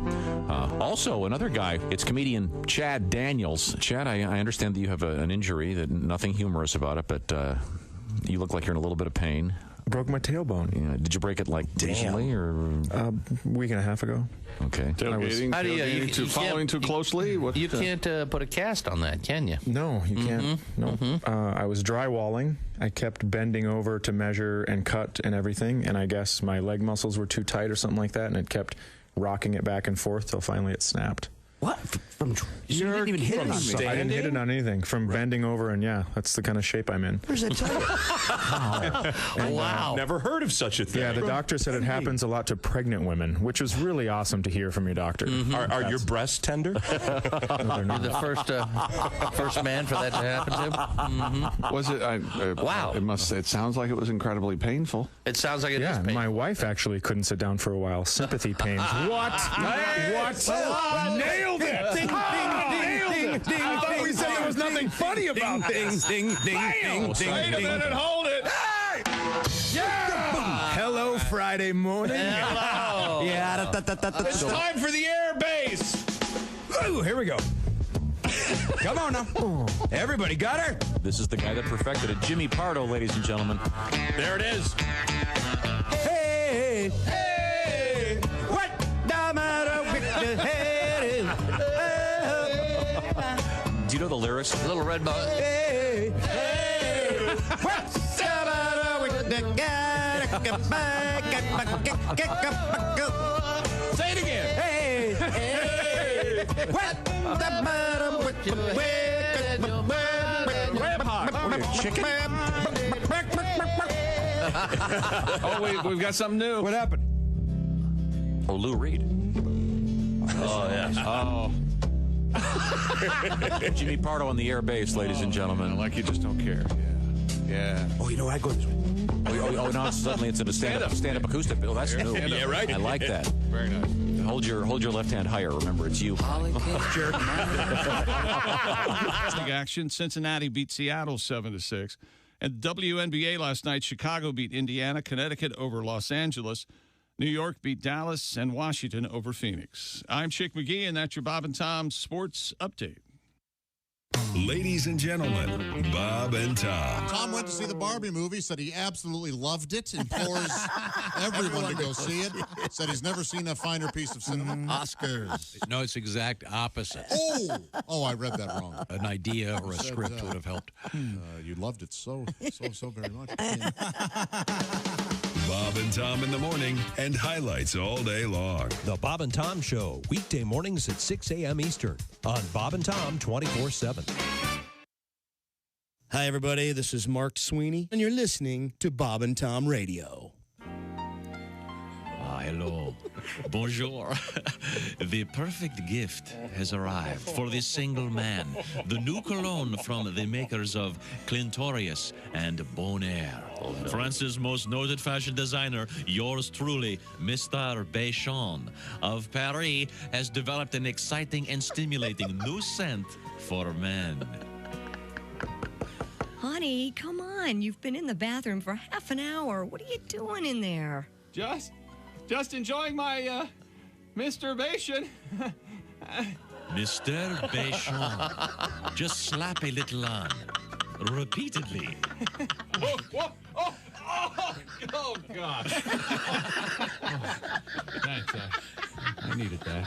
When you use Mr. Béchon, she won't be able to keep her hands off of you. And neither will you. Is that Mr. Béchon? Yeah, I think that's the scientific name. Mr. Béchon. Why not jerk a bottle off your department store shelf today? Mr. Béchon. It's not a sin anymore. Hello.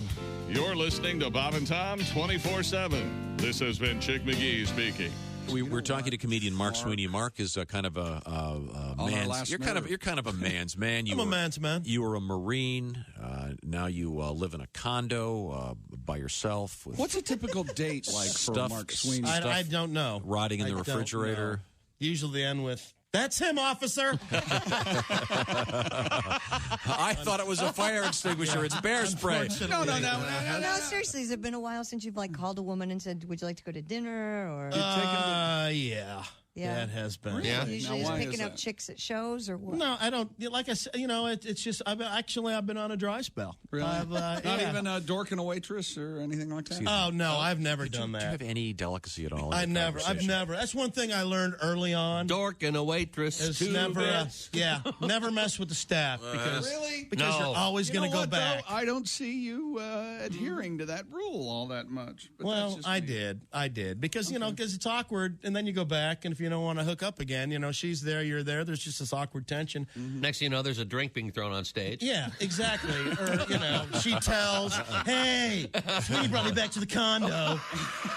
Not only did he do me without a condom, he emptied my wallet. All right, Mark, well, thanks for coming by. We're no longer booking you in our room. Wow, that was almost. Hey, Captain Maturity, want to meet your daughter? Too real. Yeah, Almost oh, real. Yeah, that's another one. How, you want to meet your son? Wait a minute. Oh, what? What? I'm not even. I told you to give me the light. If you'd ever made friends with a Clearly waitress. said, give me the light before you know who gets you nowhere. Yeah. I'm sorry. Kiwi Rogers is our guest. Kiwi, having just met you, I can guess you're obviously an athlete. Yeah, I work out a little bit. They have the whole thing where you pump weights and all that stuff. Yeah. You got to have that cardiovascular, man. Mm-hmm. I was playing basketball the other day. They made me guard the worst dude on the other teams. It was a fat dude wearing thongs. Man. You know, standing on the court smoking a cigarette. You know I was in bad shape. And you couldn't keep up with him. I couldn't keep up with him. I got involved with that aerobics. Don't like aerobics, man. That's too much like sex. It is. Aerobics? Yeah, you sweat, muscles hurt, and then you got a woman up there telling you you're not doing it right. Hey, this is Frank Kelly. To you, Miss Pat. Hey, welcome back to the Bob and Tom Show. Christy Lee at the news desk. Hi. There's Pat Godwin in the performance room. Hey, chick. There's Josh Arnold. Hey, man. He's at the I Hate Steven Singer sidekick chair. I totally blacked out. I don't know what's going on. I'd forget my name, too, if it weren't attached to my butt. There's Ace Cosby. You know what I'm saying. I'm Chick McGee. Time for you to go and run the Senate. And here's Tom talking about things that he tells us not to talk about. But he feels he's Rolling exempt. Stones' new album, Christy. Hackney Diamonds, my friends. That's the name of it. Hackney Yep. Diamonds. Okay. Yep. We have a very short excerpt of Stones, one of the new ones. Oh, we do? Yeah, this is, I'm not kidding this time. It's called Don't Get Angry With Me. Okay. All right. From the new Hackney Diamonds. I thought it was the remake of Angie, once again, Angiogram. Because they're old, you see. Here it is, the Rolling Stones, just a little taste.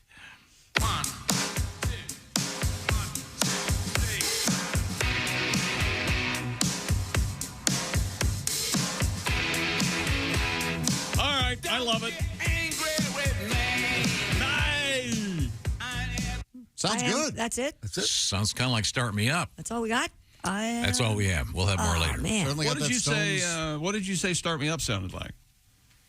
Because I've noticed that about you. I don't know when the original things came out that you base everything on, but nothing new comes out that you haven't heard something else. No, I'm that's saying that. It has that feel. You don't think so? No, you saying how it has that feel. Here it comes.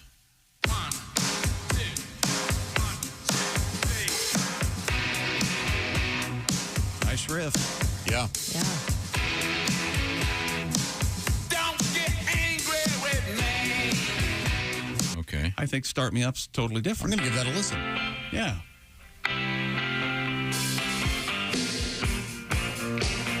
That's kind of and then the pause. Okay. How do you get better than that? I mean, come on.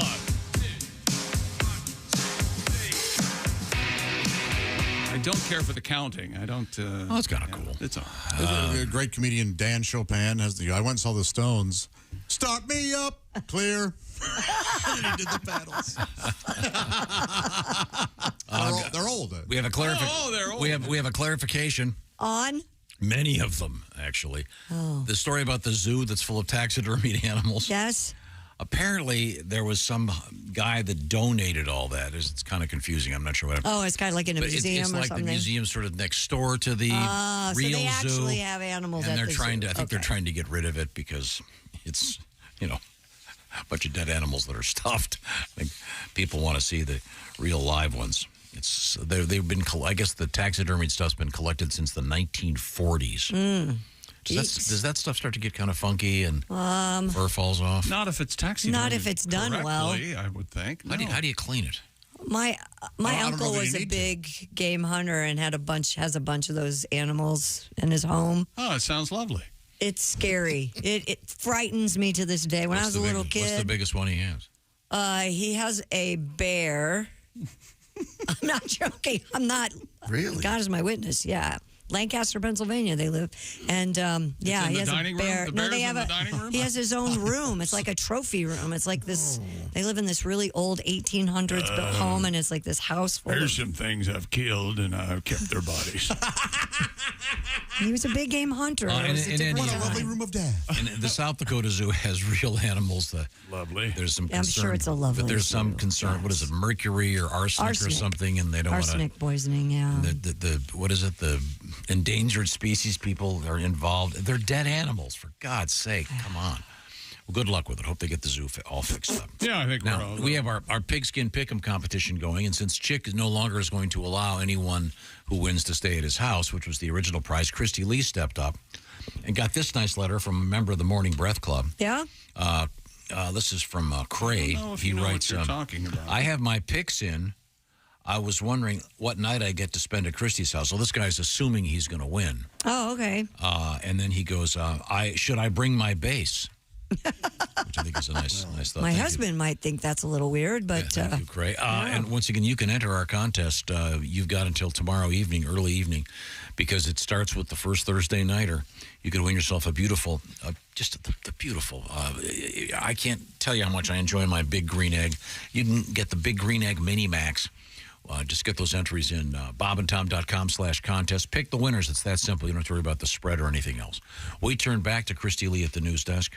A French angelfish with an off-kilter float has its buoyancy back after getting a CT scan at the Denver Zoo. Oh, yeah? A zoo worker recently noticed the blue and yellow fish was swimming with a tilt, prompting a visit last week to the facility's on-site hospital. Yeah, now, at my house, when the goldfish start swimming with a tilt, it's flush time. Yeah. Zoo spokesperson Jake Kuby said the CT scan took place in a machine large enough to fit a 700-pound grizzly bear. I can't feel my right fin. Some special accommodations were needed. Does anybody else smell krill? I'm scared. The nearly 7-inch fish was sedated, balanced upright on a sponge, and had water poured over its gills to keep it alive.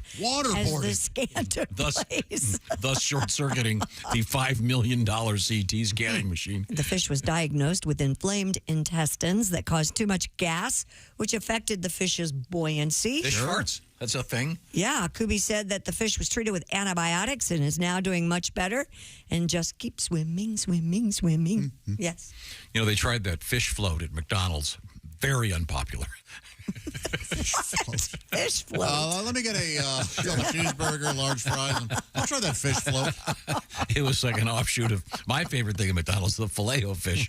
They thought, maybe turn it into like a root beer float. It was just very unpopular.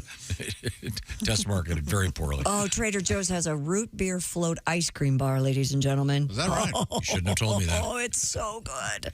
So good. It sounds so good. It is very good. Root beer or root beer? Root beer. Root? You go for the root? Beer. You're root beer. Are you root beer? I heard you. And if Root you beer change float. your story now, what is it? A root beer float. Root beer. Yeah, Sorry, of course I don't know. it is. Yeah. Sarsaparilla in my house. Is it? Oh, yeah. Yeah, you go old school. That's right. I'm surprised Tom doesn't call it. Why did they go to the trouble to save a 7-inch fish with a CT scan? Because they could. Because they can. Doesn't a CT scan cost Medicare not for them. $8,000? They own the machine. It's in their own hospital. They didn't have to take it to another hospital to do it. Yeah, it's right there. It's right there. Hey, we got the machine. Why not try to save this thing? The three-legged... Hey, look, I don't care if that kid's in an iron lung. The fish goes first. Oh, my gosh. We'll get back to our three-legged bear in a minute. Priorities, doctor. We have a fish here. Two parents, their kid in an iron lung, and they see a fish going. The husband looks at his wife. We need to get better insurance. Boy, the triage here. I don't know what the hell's going on. What plan are we on? Coming up, it'll be Sexy Time with Alli Breen. We always look forward to that. The answer to my prayers. And we have a three-legged bear story that I think is going to have a tie to Pat and a song, if I'm not mistaken. Oh, that's exciting. I didn't know that. I also want to remind you that Willie G is on jury duty. And that's why he's not here today. He'll be in Peoria with Greg Hahn.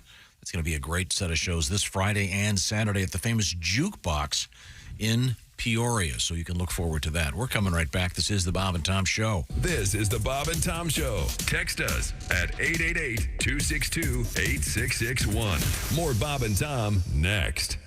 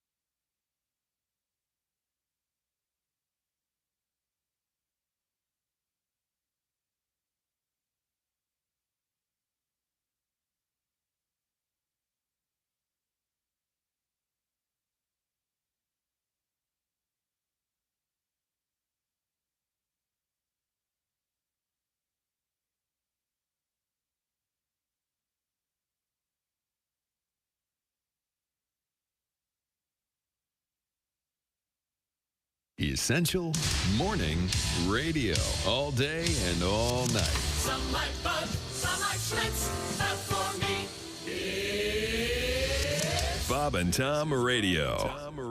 Hey, Mark Allison along with you on a Wednesday. Hump Day, everybody. It is September 6th. Scorched Earth, Jessica Alsman, and comedian relationship expert Alli Breen. Sexy time right around the corner. Don't go anywhere. You might want to fire up that YouTube channel and watch Alli Breen and Jessica Alsman. Yes, please. And you're listening to Bob and Tom Radio. Hi, everybody. Christy Lee with your Bob and Tom Entertainment News Update. For the first time in 49 years, the song of the summer, as calculated by Billboard magazine, is a country song. Last Night by Morgan Wallen is your winner. And the last country song to be declared the song of the summer, way back in 1974, Annie's Song by John Denver. And for the first time ever, the top two songs of the summer are country songs. After Last Night, the number 2 song, Luke Combs' version of Fast Car. Boy, that's a good one, too. Sean Diddy Combs will receive the Global Icon Award at the MTV Video Music Awards. Combs will be honored for his body of work on a global level. He also will perform at the VMAs set for Tuesday outside New York. And the actors and writers strike in Hollywood affecting a lot of the movie industry, as we well know. But there still are some films coming out this fall. My Big Fat Greek Wedding 3, The Nun 2, Aristotle and Dante Discover the Secrets of the Universe, all set for release this weekend. A 4th Expendables movie, a 10th Saw film will come out later this month. And the one I'm looking forward to, Martin Scorsese's Killers of the Flower Moon, will hit theaters on October 20th. And that's your news. I'm Christy Lee. More of the Bob and Tom Show coming up. Hey, hi, this is Tom. And this is Chick from the Bob and Tom Show. Hey, Christy, what's the best way to get full access to the show? Hey, what? You introduced me.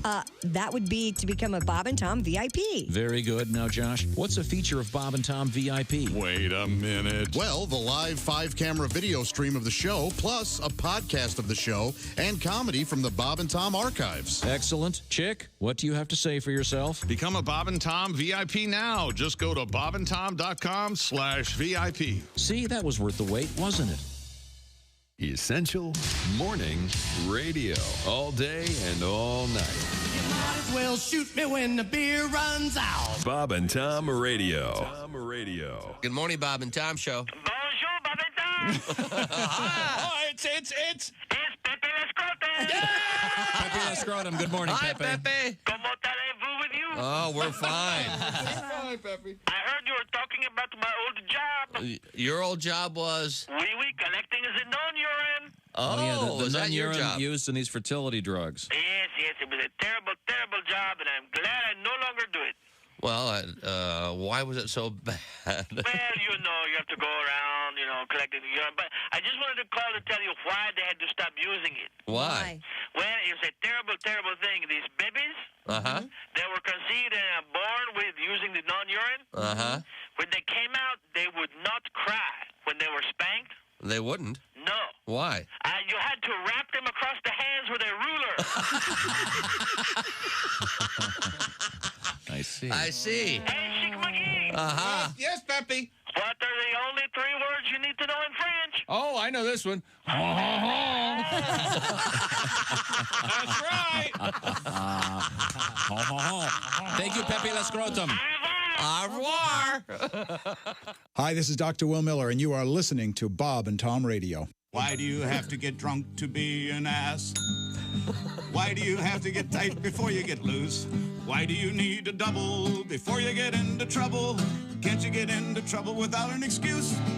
You want to get up and get out and get free and get crazy. But why do you have to start by getting stoned? 'Cause Pat, you don't have to get drunk to be an ass. You can be an ass on your own.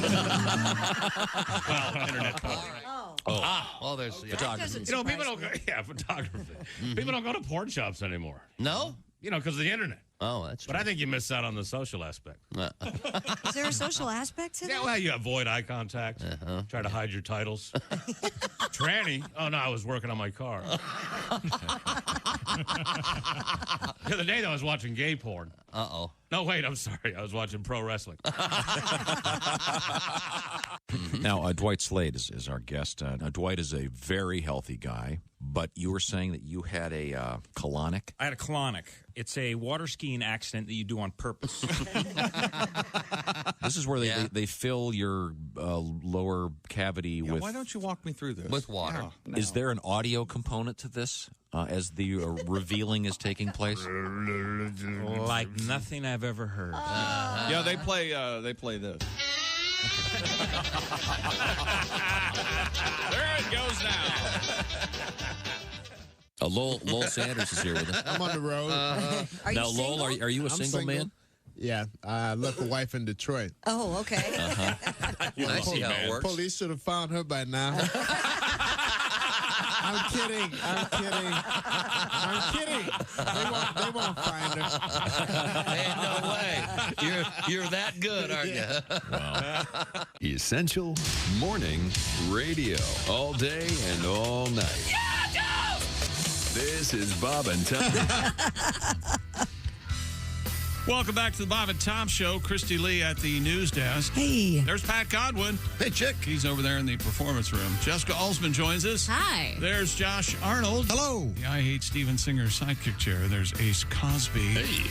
I'm Chick McGee, and here's Tom Griswold. Thank you very much. Sorry to bother you.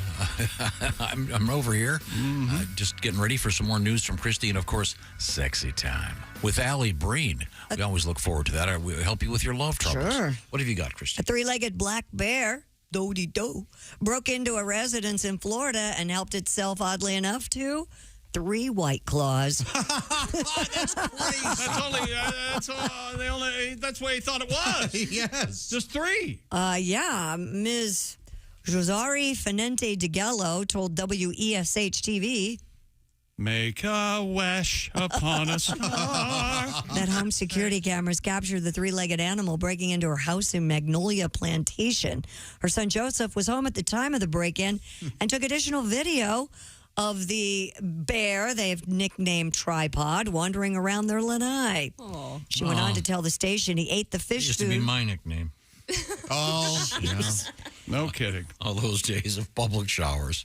He ate the fish food we had outside next to our fish tank, then proceeded to the bar. He took 3 White Claws, drank, and left very happy. That's His funny. favorite flavor? So he's mango and strawberry. He's got 3 legs, and he Took 3 bear claws. Oh, wow, that's kind of sweet. 3 White Claws. I want to know what happened to that Bear leg. claws funnier. 3 bear claws is what I had just. Yeah. What else? I want to know what happened to the leg. What happened? Well, he's not really at liberty to tell us. It was chewed off by He's a house wild bear. A house cat. A house cat chewed it off. Like, did they? He drank all the White Claws, passed out, and Chick's right. The house cat came. He was watching the reboot of Sex and the City, and Let's eat it. Pat, don't you have a tribute to the White Claw? Yeah, let's update it here.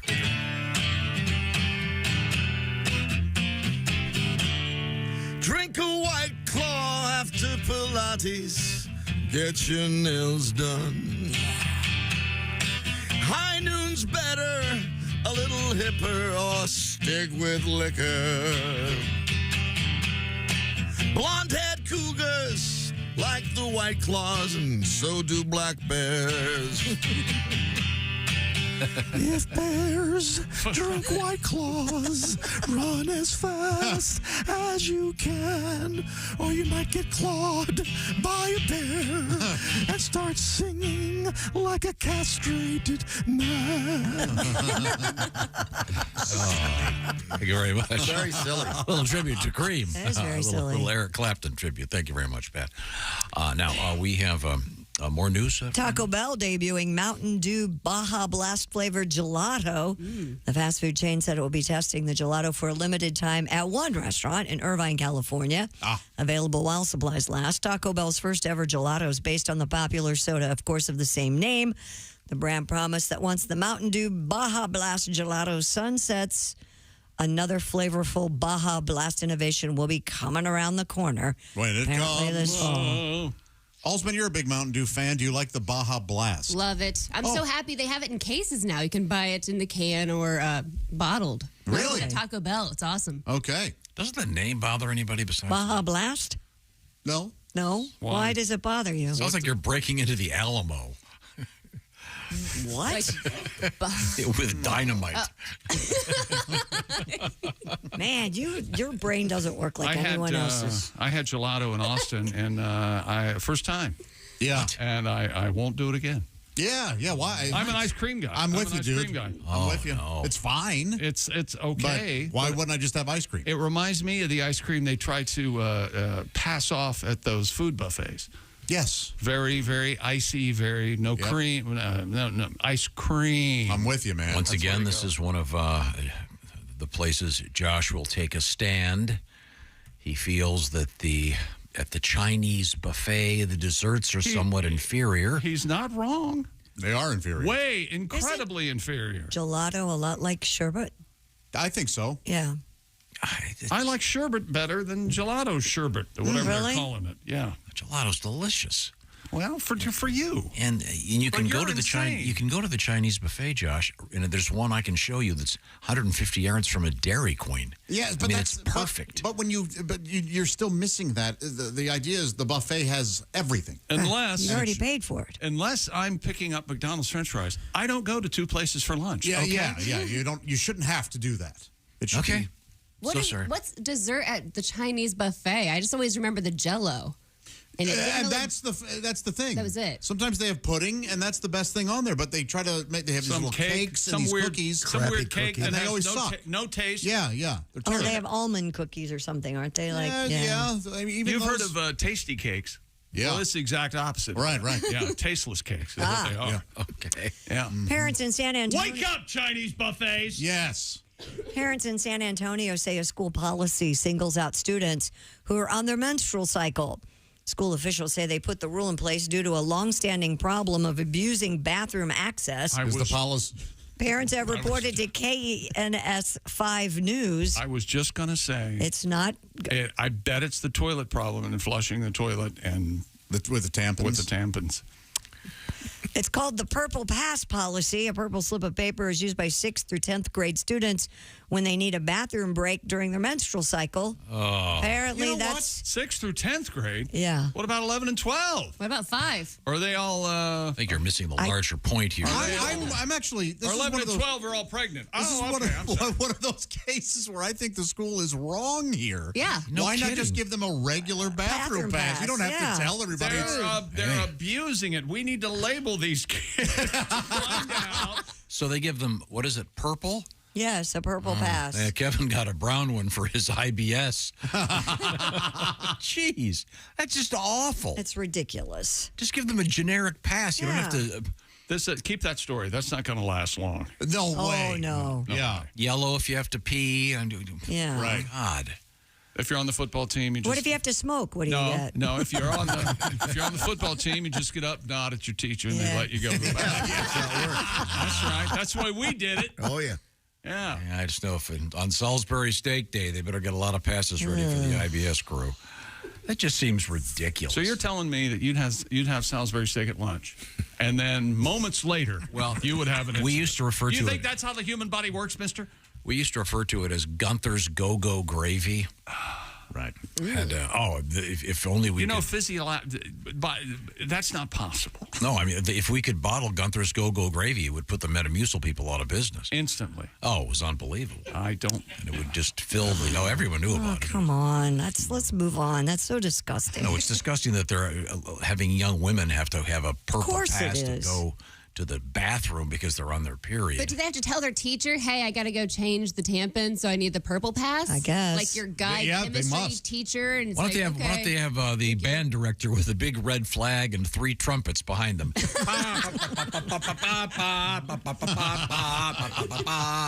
There's blood in Tuna Town today. Gosh. Is that John Philip Sosa? Is that one of his originals? Yeah, what the hell was that? I can think you lost your read again. I can do the bass clarinet part from There's Blood in Tuna Town if you'd like to hear it.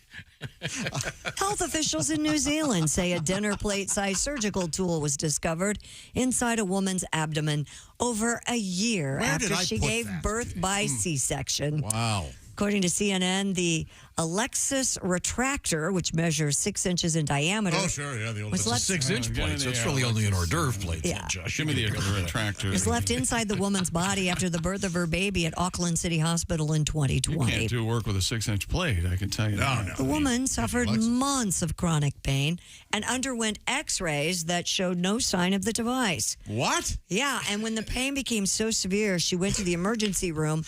The device was finally discovered with an abdominal CAT scan and removed. Wow. Morg McDowell, the New Zealand's Health and Disability Commissioner, recommended the board make a written apology to the woman and revise its policies to prevent a similar occurrence in the future. How about free treatments for the rest of her life? Whatever she needs. Yeah, You've joke. just given birth to a baby lawsuit. Yeah. Yes. Congratulations. You're lucky we didn't leave any cutlery. Congratulations. It's a settlement. Yeah, what's the Monty Python bit? Yeah. I'm glad I didn't say anything about the knife. Now, did they? No, they left the plate in during a C-section. Yes. Now, did they make her give birth to the plate naturally, or did they go back in? No, they went back in. Okay. Yes. That'd be a bear. Just push. Come on, eat some ice. 6-inch retractor. Oh my God. You know the term "come on" during childbirth is totally appropriate. I'll get the tongs. yeah. I'll get the tongs, lady. Stop crying. Yeah, don't they have an inventory they have to do no matter what? Like You would think. Yeah, they do. Do you think any husband next to a birthing woman has used the unfortunate words, "Oh, shut up, you're fine"? And they were subsequently written on his gravestone. Yeah. You wanted this, baby. I didn't. Stuff like that. Oh, Yeah. God. Oh my. What's the name of the device? It's an Alexis retractor. Framden. Sure, yeah. Can you tell her what to do? Johnson rod. Can you tell? yeah, Alexis, where's my retractor? Alexis, get out of my stomach. Alexis, take the tunnel out, Alexis. Yikes. Time now to check in with Chick McGee. Thank you. You know, fall's pretty much pretty close to beginning officially, and that means kids at school, spare time filled with practices, other activities, to and fro in the car. Your home might be sitting empty and vulnerable. That's where Simply Safe Home Security comes in. Now, if an intruder breaks into your homes, exclusively with Simply Safe professional monitoring agents can actually see, speak to, and deter them through Simply Safe's new Smart Alarm wireless indoor camera, stopping them in their tracks. 24/7 live guard protection is made possible by the new Smart Alarm wireless indoor camera, available with Fast Protect monitoring plan. It's the only indoor security camera that can trigger the alarm and instantly deter intruders with a built-in siren. And you can install your way, of course, do it yourself in about 30 minutes, or have a Simply Safe expert set it up for you. It's up to you. Either way, it'll be easy to protect your home. And for a limited time, get 20% off your new system. Just sign up for Fast Protect monitoring. Go to simplysafetom.com. That's simplysafetom.com. And remember, there's no safe like Simply Safe. Thank you very much, Chick McGee. Coming up, it's the lovely Alli Breen with Sexy Time. This is the Bob and Tom Show. Hi, this is Paul. And this is...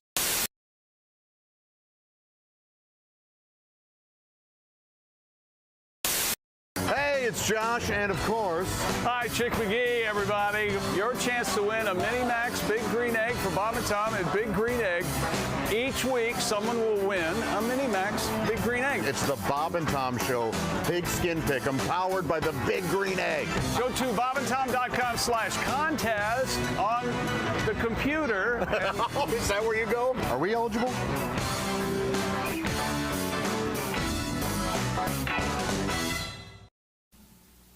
Screen Door Productions presents A Day at Fergler's Hardware.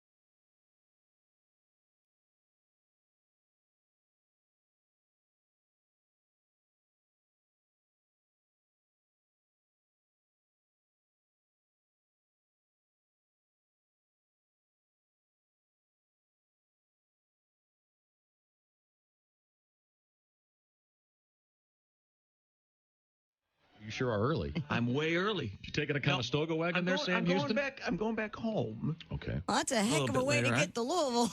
Yeah, I know. It's a roundabout way. But it's It's that working. wife, isn't it? She's making you come back home. No, she isn't making me come back home. I don't I believe want you to for go a back second. home because of my wife. He perhaps. likes his wife. You know, I actually have a. Who doesn't? Yeah, we all like his wife. Okay, all right. Look at him. We can't wait till you go to Louisville. We're all going to Chicago. I bet we pass you on 65. Haven't you seen her website? TheOtherMen.com? Oh, yeah. Yikes. Let's put that up right now. Uh-huh. I'm sorry, I'm just I'll kidding. call your bluff. Yeah. Tim Kavanaugh is our guest. You need a password, Tim. Sorry. And a charge card. You can use Christie's. With us in the studio, comedian John Garrett. You have a straight job? I mean, like a normal day-to-day thing? Yeah, I actually do. I'm actually a CPA, believe it or not. Yeah, and that spells party. Yeah, it does. Most people think CPAs are hysterical. Yeah. No, of course not. We're dorks, big dorks. But and honestly, on behalf of all accountants out there, I'd like to say that we don't all do taxes. Some of us prefer to embezzle. It's much more lucrative. I read recently Willie Nelson wrote a song called Whatever Happened to Peace on Earth as his little protest to the war in Iraq. And my immediate thought was, why does he care? It's not like it's his tax dollar being put to use. I mean, I think the U.S. government should write a song called Whatever Happened to Willie's 1040. That was a tax joke for the accountants. Woo! Good morning, sunshine. Bob and Tom. Hey, welcome back to the Bob and Tom Show. Christy Lee at the news desk. Hey. There's Pat Godwin. Hello. Hello. Jessica Alsman joins us. Hey. There's Josh Arnold, the I Hate Steven Singer. Where is it? Yeah, IHateStevenSinger.com. That's right. There's Ace Cosby. Hey. I'm Chick McGee, and here's Tom Griswold. Hello. Thank you very much. We have coming up one of my favorite segments every week with the lovely Alli Breen. It's called Sexy Time. Oh, look who has. Is that a braid or one pigtail? Did you get one chopped off? It's a braid. Yeah. It's just a braid. I didn't chop half my hair off. And where are you? I'm in Orlando. I was supposed to fly home last night. I'm flying home today, so I'm in there. I think I'm in their breastfeeding room, actually. They don't have any other private place. Oh, nice. Wow. Well, I hope nobody gets hungry. I know. Milking If you hear station? a crying baby, I gotta run. Wow, that's nice. Well, I'm glad that you were able to call us. And the way the show works is people write you at Alli Breen, ALLIBREEN, on a variety of social media platforms with their love troubles. What have we got? Dear Alli, I own my own home and I rent a room out, and I've been hooking up with my roommate off and on for the last year. We're getting closer and I can see us having a relationship, but I need her to keep paying rent, and I don't know if she'll think she should if we start a relationship. What should I do?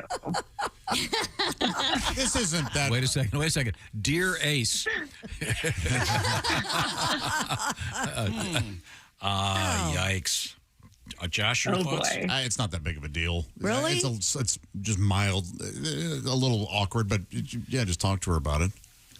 So you have to. But do what? Yeah, I can be your boyfriend, but you still have to pay me rent? Yeah. Okay. Just say I can't afford to, I'd stay still like to here share without some rent. Yeah. Otherwise, I have to get another roommate. Yeah. So Well, then, should she start charging for the action, if you will? Of course not. No. Well, you don't see a difference. You don't see a difference in paying Do you rent? pay for it? I think, Christy, in the words of Jack Nicholson in the movie The Last Detail, one way or the other. You pay for it, right? Yeah, we all do, don't we? Great movie. Highly recommend The Last Detail with Jack Nicholson. my boyfriend and I split rent when we were first living together. Yeah, I think it's more still we common. split everything, so it shouldn't be a big deal. Right. I think it's the transition that's awkward. Yeah. Probably. Well, also, if she's moving into his room now, if she doesn't have a room of her own anymore and is with him, I guess that's kind of a difference. I think It get would be, another yeah, but- roommate. She's still using utilities and the living room space. You got to pay for that. If you're worried about this, maybe you don't like her that much as it is. This stuff tends to work out. Yes, Chick's got a point there that this will all be fine. I mean, if you wouldn't want her to pay rent, would you at some point? Or would you always want to keep an itemized list of everything you're doing? A lot of couples do. Right, yeah. Well, that sounds lovely. Pat, you need to write a country song. Money's tight and so are you. Boy, that could have been a little softer. I don't know. Let's move on. What have we got, Alli? Dear Alli, I gave my girlfriend an expensive watch as an anniversary present a few years ago. She rarely wears it, which is fine, but I recently asked her about it, and she said she ended up selling it to help pay for some art that she wanted. I guess it's hers to do what she wants with, but I'm pretty mad about it. Should I tell her that she upset me? Yeah. Yeah, that's not cool. Yeah, you should tell her. This kind of thing doesn't bother me at all. Really? Yeah, get what you want. It was a gift. So she didn't like it. Go ahead and take it back and get what you want. It'd be cooler if she like told him she was going to do that, though. That's the only thing. Like he kind of got blindsided, so he's like, "Oh," but hid you the can fact. move on. It's not like a breakup situation. Yeah, usually you wait for a breakup to sell the stuff that your boyfriend gave you. Yeah. You don't do it while you're with him. That's crazy. She could have said, "Hey, you mind if I sell this? I'd like to get some other things." But who cares? Never underestimate the power of throwing something back in his face. I like that. Also, get something cuter next time for her. She probably didn't like it, so she had no problem selling it. Well, she bought artwork. Yeah, you big dumb boy. Yeah. Do something better. Pat, you have any thoughts on this? This sort of sounds like something you'd be involved in. Sounds like it sucks, to be honest with you. Yeah? You'd be mad? Yeah, I'd be mad. I can see Pat being mad. Guys, don't buy your woman any kind of jewelry unless you know exactly what it is she likes. That's expensive anyway. Yeah. So she should have probably I guess mentioned since it. it's That's it. Yeah. And I guess since it's an anniversary, that makes it more of like a special gift than any other kind of present. So, yeah. Maybe she should have asked him first. Okay, let's move on. What else you got? Dear Allie, I'm in a long distance relationship and my girlfriend didn't visit last week because she had COVID. I DoorDashed her some goodies to feel better and she wasn't home to get them all day. I finally asked where she was and she said in bed, and I told her I've tried sending her stuff and she said, well, she must have been inside sleeping. I sent the guy back 3 times, so I don't believe her. Am I being crazy? Yes. Yeah. No. No, not at all. Yeah. No, she's banging the fire department. Break it up. Or the DoorDash guy. Break it up. Hey, what a great boyfriend. Sent me some. Fresh. What do you tip on D? Yeah, I wasn't feeling well, but now I feel great. Yeah, there's a Hallmark movie. Exactly.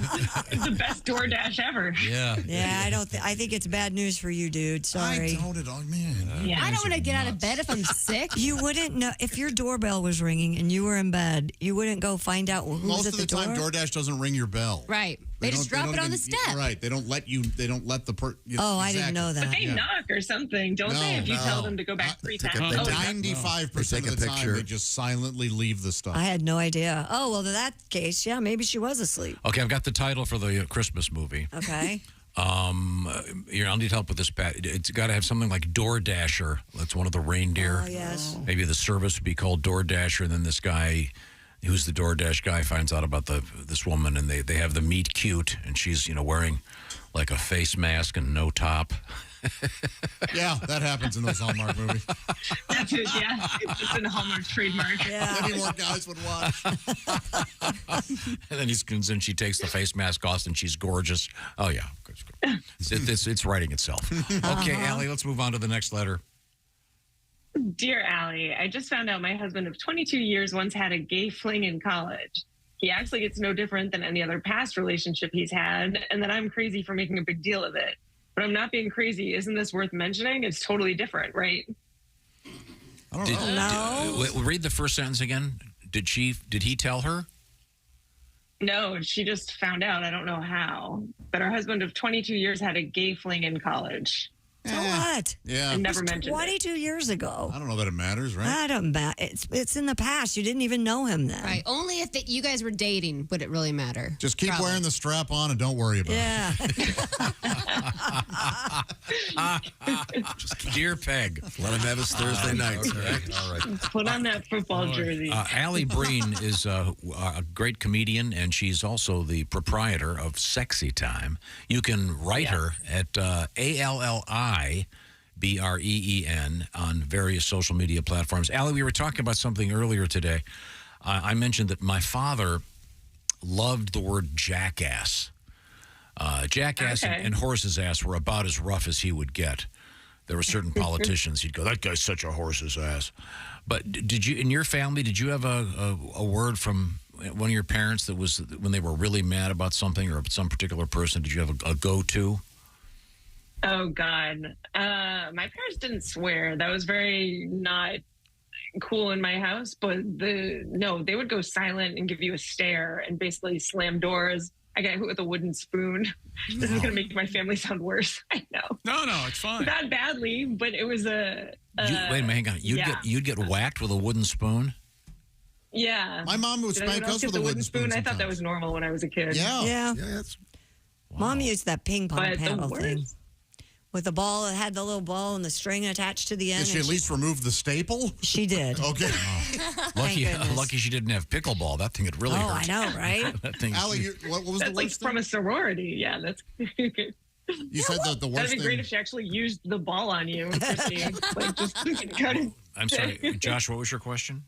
Oh, Allie, you started to say what was the worst thing that happened? What was the With worst punishment my- that you ever had? No, I think, whenever we had like no TV, you had to go and not have dessert. It was that kind of punishment. Yeah, we didn't. No dessert was probably the worst thing that could possibly happen when I was a child. What's the worst thing you say? What? Oh, She doesn't God, have children. I can't say. No. I mean, if Yeah. you're dealing with someone, do you have a go-to? Oh, I go for the jugular. I'll get as mean as I can possibly get. I can. That a girl. Yeah. Let him fly now. It's fine. Swear up a streak. Okay, this is radio. I'm sorry I asked. Let's move I was on. just gonna say we'll get canceled if I say what I can say. Okay, let's Yeah. move on. That's very hot, by the way, I'm sure, for some people listening. Alli Breen is our guest. Let's get to our next letter. Dear Allie, my boyfriend calls me Pickle, which I thought was a really cute nickname. I had to use his computer a few days ago, and he had left open an email to his ex where he started by saying, "Hey, Pickle." Oh. I'm super hurt that he's just recycling the same nickname, and he still calls her that. Is this actually breakup worthy? Yeah. Oh, man. He still That's pretty calls her bad. that? Yeah, that's rough. Yeah, that is rough. Ugh. What was he doing leaving that email open? That idiot. So she could break get up with him because he's dumb. That was your takeaway. He might still be seeing his ex. That's why he calls you Pickle, so he doesn't get confused who he's with. That's Both what girls how are uncreative. That must be why he's doing it. What to about not get people who confused. who date the same different people with the same name? Well, or marry different people with the same name? You mean like Kim? So No. Yeah, like Kim. Oh, man. This is the universe giving you a sign to get out. Yeah, cut and That's run. weird. If women only knew that most men do this. What? Pickle's really unique. I guarantee whatever your boyfriend and whatever your husband calls you, he has used it before on another woman. He guarantees it. Still doing it? that. Is he guaranteed. still calling it Hey, look, I have only used the vaginator once. And after Star Wars became less popular. What's your go-to nickname? You must have one. Your go-to nickname. Yeah, let's hear it. I don't have a go-to. Pookie, it's Pookie, isn't Sweetie. it? No, it's not Pookie. You slip and call me Pookie every now and then. I know you do. But I legitimately saved that for you. All right. Yeah, this is all bad. Quick to say that. Yeah, I would be getting out of that. It'd be even worse if it'd be much funnier, actually, if it had been a letter to his mom. Oh. Hey, Pickle. Calls her mom Pickle. Hey, Pickle, how's Dad doing? That else? would be the Pickle. We have time for at least one more letter. Dear Allie, I have a friend with benefits situation in my friend group. At a party the other night, this guy flirted hardcore with a friend of mine in front of me and ignored me for most of the night. You called me the other night and I ignored it. Now he texted to hang out and have lunch. And I don't know if I should tell him I'm mad or just try to let this go. I actually like our situation and I don't know how to handle this. Do whatever Josh, you want to take Okay, this? wait a minute. So you have a friend with benefits. He hit on your girlfriend at a party, and now you're pissed? Is that what I'm getting out of this? Well, that's not a friend with benefits. You're jealous. So you've got more than just... You like him. You like him. Yeah, that's ridiculous. You either tell him you like him or give it up. I don't know, because a friend with benefit, you're still a friend. You wouldn't treat your friend like you can do that and not do that in front of her. Well, you know what I mean? Like, even though they have a situation that's not committed, right? I don't like it. I don't know. I totally ignored her, though. That's weird. Yeah. Yeah. That should be a rule. As a friends with benefits, you have to still make me feel pretty in public and acknowledge me, right? There we Boost my go. self-esteem Yeah. a little bit. Not necessarily. I think Walk over with the other lady and say, wow, isn't she nice? This is, what's your name again? Gertrude? Okay. Pickles. Okay. Good to see you there, Toots. Pickles, yeah. Okay. Toots, that's a good one. Let's move on. Once again, our guest is Alli Breen. that one at all. Allibreen. You can reach her at the various social media platforms with your love troubles. I think we're helping. No. What else have you got? Dear Alli, I'm dating a guy who picks fights over nothing, and then he blames me for starting them because he claims I said or did something stupid. He says things that I know are wrong, but then he thinks he's won every argument. When he's not arguing, he's awesome, but I don't know what to do here. These arguments keep happening more frequently. What can I do? But you got to break up with that guy. Yes. That guy's not, he's not Immediately. well. That's called a psychopath. Yeah. Go ahead and end that one. Yeah, he's real shaky. Yeah. They're getting more frequent. I've never felt more alive.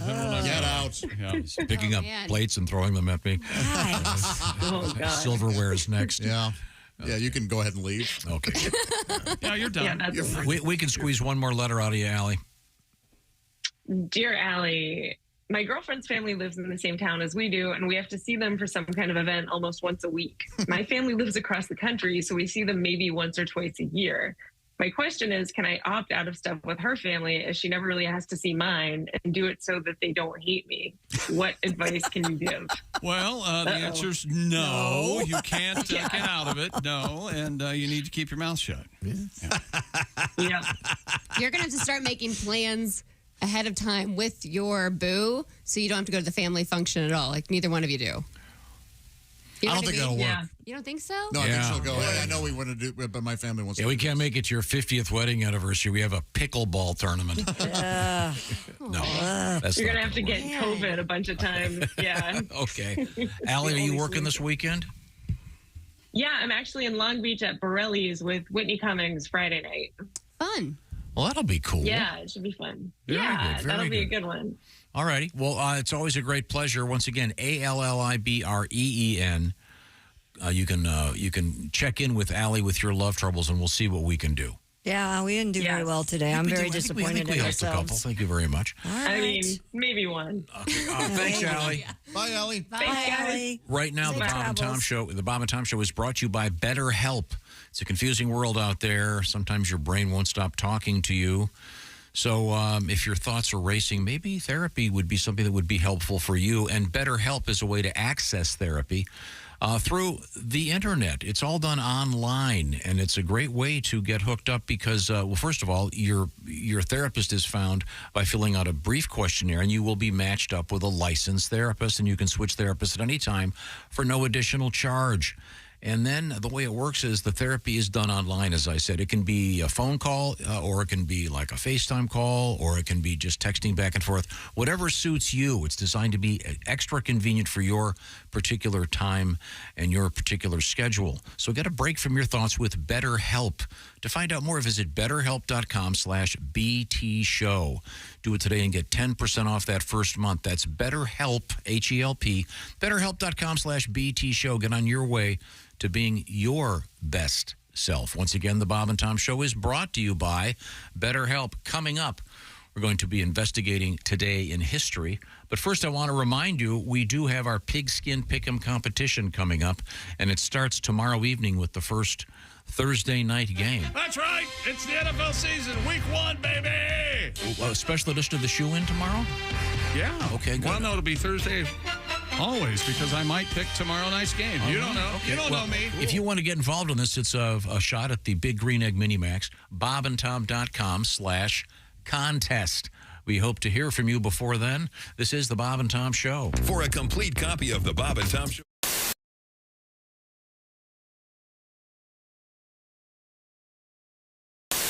Like every other comedian ever, I too have recently broken up with my girlfriend. So you had to let her go from the van. I unchained her from the radiator. Well, I guess that's over. I broke up my last girlfriend. I broke up via voicemail. Is that really? tacky? That is kind of tacky. Well, hear me out. All right. I didn't leave a message on her voicemail. Oh. I left it on the outgoing message on my voicemail. Hi, this is Brendan. Exactly. Leave a message It's less unless you're confrontational. If this is Susan, it's over. All right. Hit the bricks, Hug-a-mug. But anybody else just leave your message? Yeah, anybody else leave a message. Don't forget your number. Did you start with your message? Your message is important to me. Unless it's Susan. Did you say hit the bricks, Hug-a-mug? Yeah, I called her Hug-a-mug. She's ugly. I was dating an ugly girl. Well, somebody has to. She was hard on the eyes.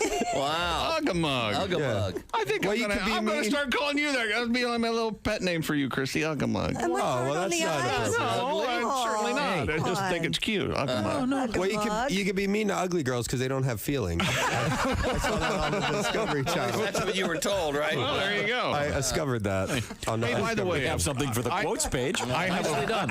Usually you don't make the quotes page in the first 10 minutes, but you just did. She bought rocks one time from Pier 1 Imports. She bought a basket of rocks. No kidding. To decorate her coffee table with. Well, they had like words chiseled into them. Oh, okay. That's They weird. said like joy and happiness and friendship. So like one night I just took a handful of those rocks and I drove around my neighborhood chucking them through people's windows. Joy. Like, here comes happiness. We were driving to the mall one time so she could buy some dumb stuff. And there was a car in front of us, and it had a bumper sticker that said, "My boss is a Jewish carpenter" on it. And she was all like, "My boss is a Jewish carpenter? What's that mean?" And I was like, think about it. Who's the most famous Jewish carpenter you can think of? Right. And I swear to God, she went, "I don't know, Geppetto." That totally happened for real in real life. Hey, you dog owners, listen up. This is something for your big sweetie. Chew Works. Has your dog ever scarfed down one of those chew sticks without really chewing? ChewWorks has a hold to chew, which will prevent choking and GI blockage. When dogs can't properly hold the chew stick between their paws anymore, they tend to just swallow it. Available in 3 sizes, mini, junior, and large. Extra large coming soon. Their whole purpose is to provide a safer and healthier way for your dogs to chew. Chewworks.com.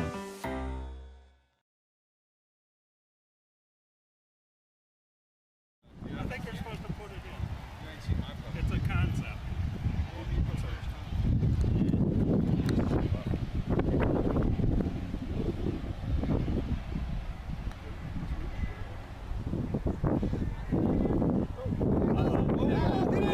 Get in there!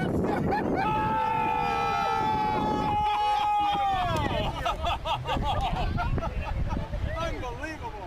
Kid, that's the best bump we've had all day. Ladies and gentlemen, not even a putt. Congratulations, Tom. Quickly, Tom. How does it feel? My God! What is that? 80 feet? My God! Now, right now, I'm buying a Mutual of Omaha hat, just like he has. Right now. Save that. You don't even have to hit it. You better hit that. That's unbelievable.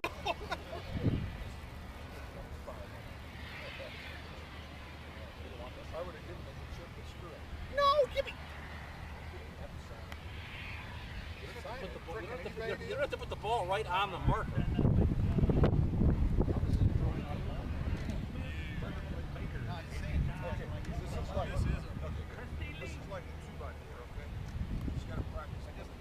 Pretend that you're on a 2x4. I do this a lot. I'm gonna hit you with this flag if you screw this up. Okay. All right. Right about there. And just straight down the 2x4. Keep it on the board. There should be. Money! We gotta get a picture of this, Tony.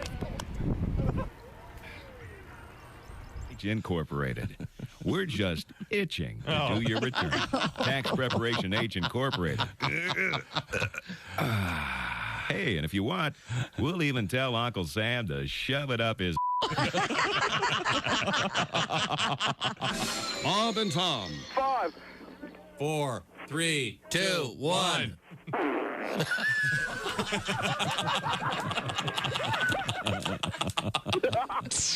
They put the F in professional. Comedian Greg Hahn is here with us. I used to date a girl 13 years younger than me. They chew a lot of gum. You know what I mean? They do a lot of young girl stuff. It's kind of annoying. You know what I mean? Like, you'll be driving along, they'll see a car with a headlight out, and they do that padiddle thing. Padiddle! Padiddle! What? What's going on? It's a padiddle! It's a padiddle! Padiddle-doo-dah! Well, you go over railroad tracks, her feet would come off the floorboard, some superstitious thing like that. You know what I mean? Wow. Or we'd see a VW Bug, she'd punch me in the shoulder. Punch Buggy! Whatever! Punch Buggy! Sometimes we see like a VW Bug with its headlight out while we're going over railroad tracks. All hell's breaking loose up there. Spinning around, crashing my window, breaking everything. You ever been on a date where after a couple hours you find it nearly impossible not to say, "Somebody kill me"? They might as well take it to the next level, though. I want to see that should be the next reality show, the Oz couple. Ozzy Osbourne and some other unintelligible foreigner living together and their little adventures, you know. Arnold Schwarzenegger runs in with an apron on. Listen to me, Ozzy, I can't have dishes sitting around the kitchen all over the terrace. I just said, breakfast, man. Every time I go out of town, I come back, it's like a war zone in here. I can't live like this anymore. I was going to get around until you came running in here like a Nazi. As soon as I learn how to do another impression, I'm getting another roommate, man. Morning laughter just might be the best medicine. If you want to turn your daddy parts orange, eat some Cheetos and watch some porn. Bob and Hey, welcome back to the Bob and Tom Show. Christy Lee at the news desk. Hello. There's Pat Godwin. Hey, Chick. There's Jessica Alsman. Hey. There's Josh Arnold. Hi, Chick. He's at the I Hate Steven Singer sidekick chair. There's Ace Cosby. Hey.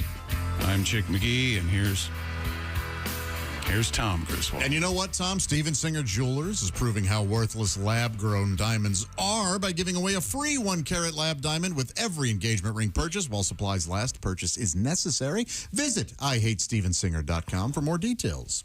Thank you very much, Josh. This is interesting. I did not know this. I'll do it backwards here. In 1916, what is... Whoa. Is this Today in History? Yeah. Oh, sorry. That was weird. Sorry, I forgot the intro. Who the hell do you think you are? I mean, it's obvious, but time now for Today in History. I wouldn't have gotten this one. Here's Tom. He wouldn't have gotten this one. 1916. It's considered the first true supermarket. The first true supermarket. Really? A&P. Piggly Wiggly. Piggly Wiggly is right. Are you serious? I would have gone with A&P if anything. That's totally very good. guessing. Too good. In Memphis, Tennessee, the Piggly Wiggly, 1916. Well, I think the southern part of the United States, they only come up with, let's call her Piggly Wiggly. Yeah. Yes. I don't know if they specialized in pork. I don't know if it had been a butcher shop. Go down to the There's something I've never told you. My grandfather on my dad's side lived on top of the Piggly Wiggly in Virginia. No kidding. Mm-hmm. In Pennington Gap, That's Virginia. convenient. That sounds... nice apartment. That sounds lovely. Very convenient. Talking about handy, though. Yeah. Hey, can you go borrow a cup of sugar from Just go downstairs. What I do is I got a hole cut in my floor. Grab the meat. I go right down there in the meat department. 1969.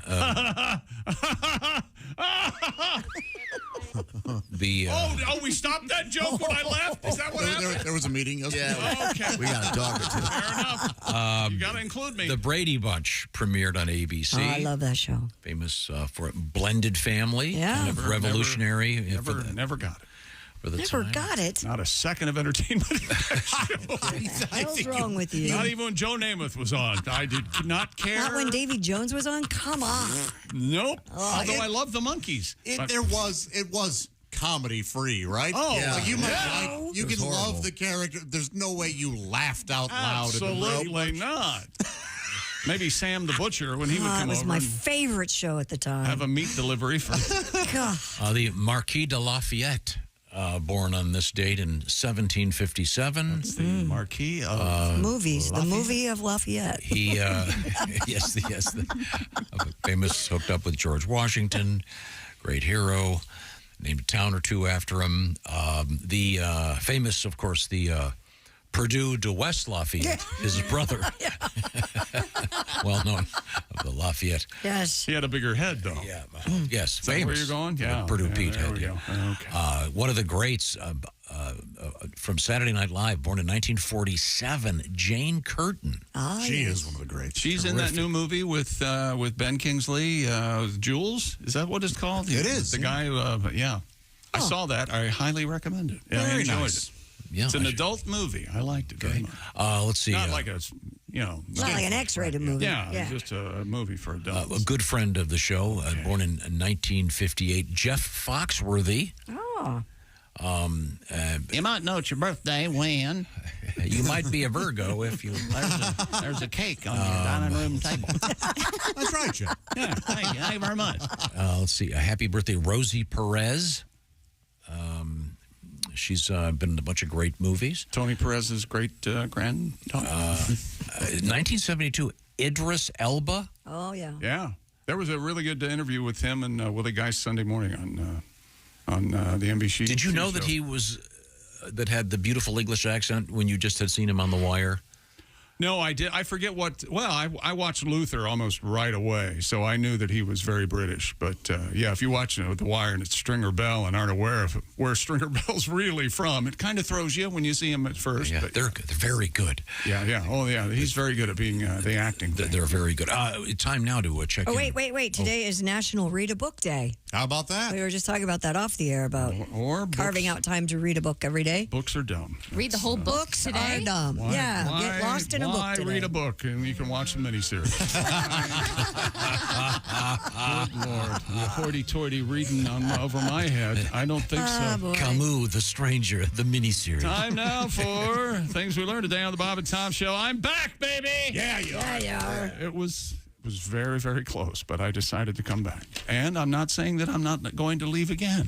and maybe not come back that time. You don't know. Joe Walsh, the Hamvention appearance that Tom would not stop talking about. We had to. The Hamvention. We soldiered through that. Ham radio operators. It's a fun time. Received several letters from folks who like to attend. Evidently, the Wall Street Journal is in need of articles. They did a story on Christy Lee's car in Figaro. Christy Lee's little Figaro. You think it'll be in the paper tomorrow? Maybe. Who knows? It's in the digital edition right now.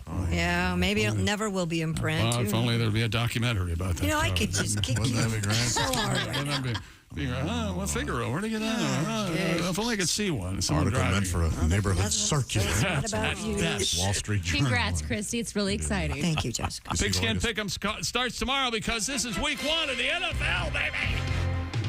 Our long national nightmare is finally over.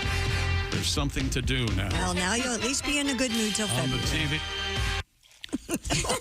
David Rush had a stupid world record. I forget what it was. Basketball passes. Oh, yeah, basketball passes. But he wasn't really throwing the ball. I was with Ric Flair on my flight from Austin to Atlanta. That is awesome. All the legends were right there in first class. That's right. Me and Nature Boy. And you resisted doing what? I did not go, woo! And I saw that it was Ric Flair. And you know what's going on? Right now, Ric Flair is talking to a room full of famous wrestlers going, you know who was on my flight? Chick McGee. I almost wanted to ask him for help, but I felt I almost yelled, how about you? But I didn't. Very, very nice. I said, big party on the plane. And I cautiously mention this. James Webb won the chicken wing eating contest, beating out Joey Chestnut. 276 wings to 240. Oh. They named a telescope after him. Yeah, there we go. Are you familiar with the James Webb telescope? Yeah. It's amazing. Have you seen some of those photographs? Beautiful. Mostly AI. Do you know who Jack Webb is? No. Oh, wait, is he on? Let me guess. Is he like an Avenger or like what do you call it? It's not Spider-Man, even though Jack Webb would work. Yeah, that'd be an old television show called Dragnet. Oh. Jack close. Webb, and of course. And speaking of that, and Christy, the Jack Webb telescope, by the way, looks back on Earth for dirty hippies. Thank you. Christy told us a story about how she used to watch Dragnet as a child. I did. What do you have against me today? Today, I hope you never have to work with Tom Griswold. That's exactly right. That's my quote from this morning's show. Pat Godwin did his song "Man from Coming." We got that out again. Classic. Thank you, Pat. By request. It was an amazing song, as was Burning Man. Rain. Home run after home run. All right, fellas. Putting on a clinic. I've seen rain and I've seen rain. It's raining and it's raining. Thank you very much. This is the Bob and Tom Show. Thanks for listening to the Bob and Tom Show this morning. The show is also out there for you on our YouTube channel. Watch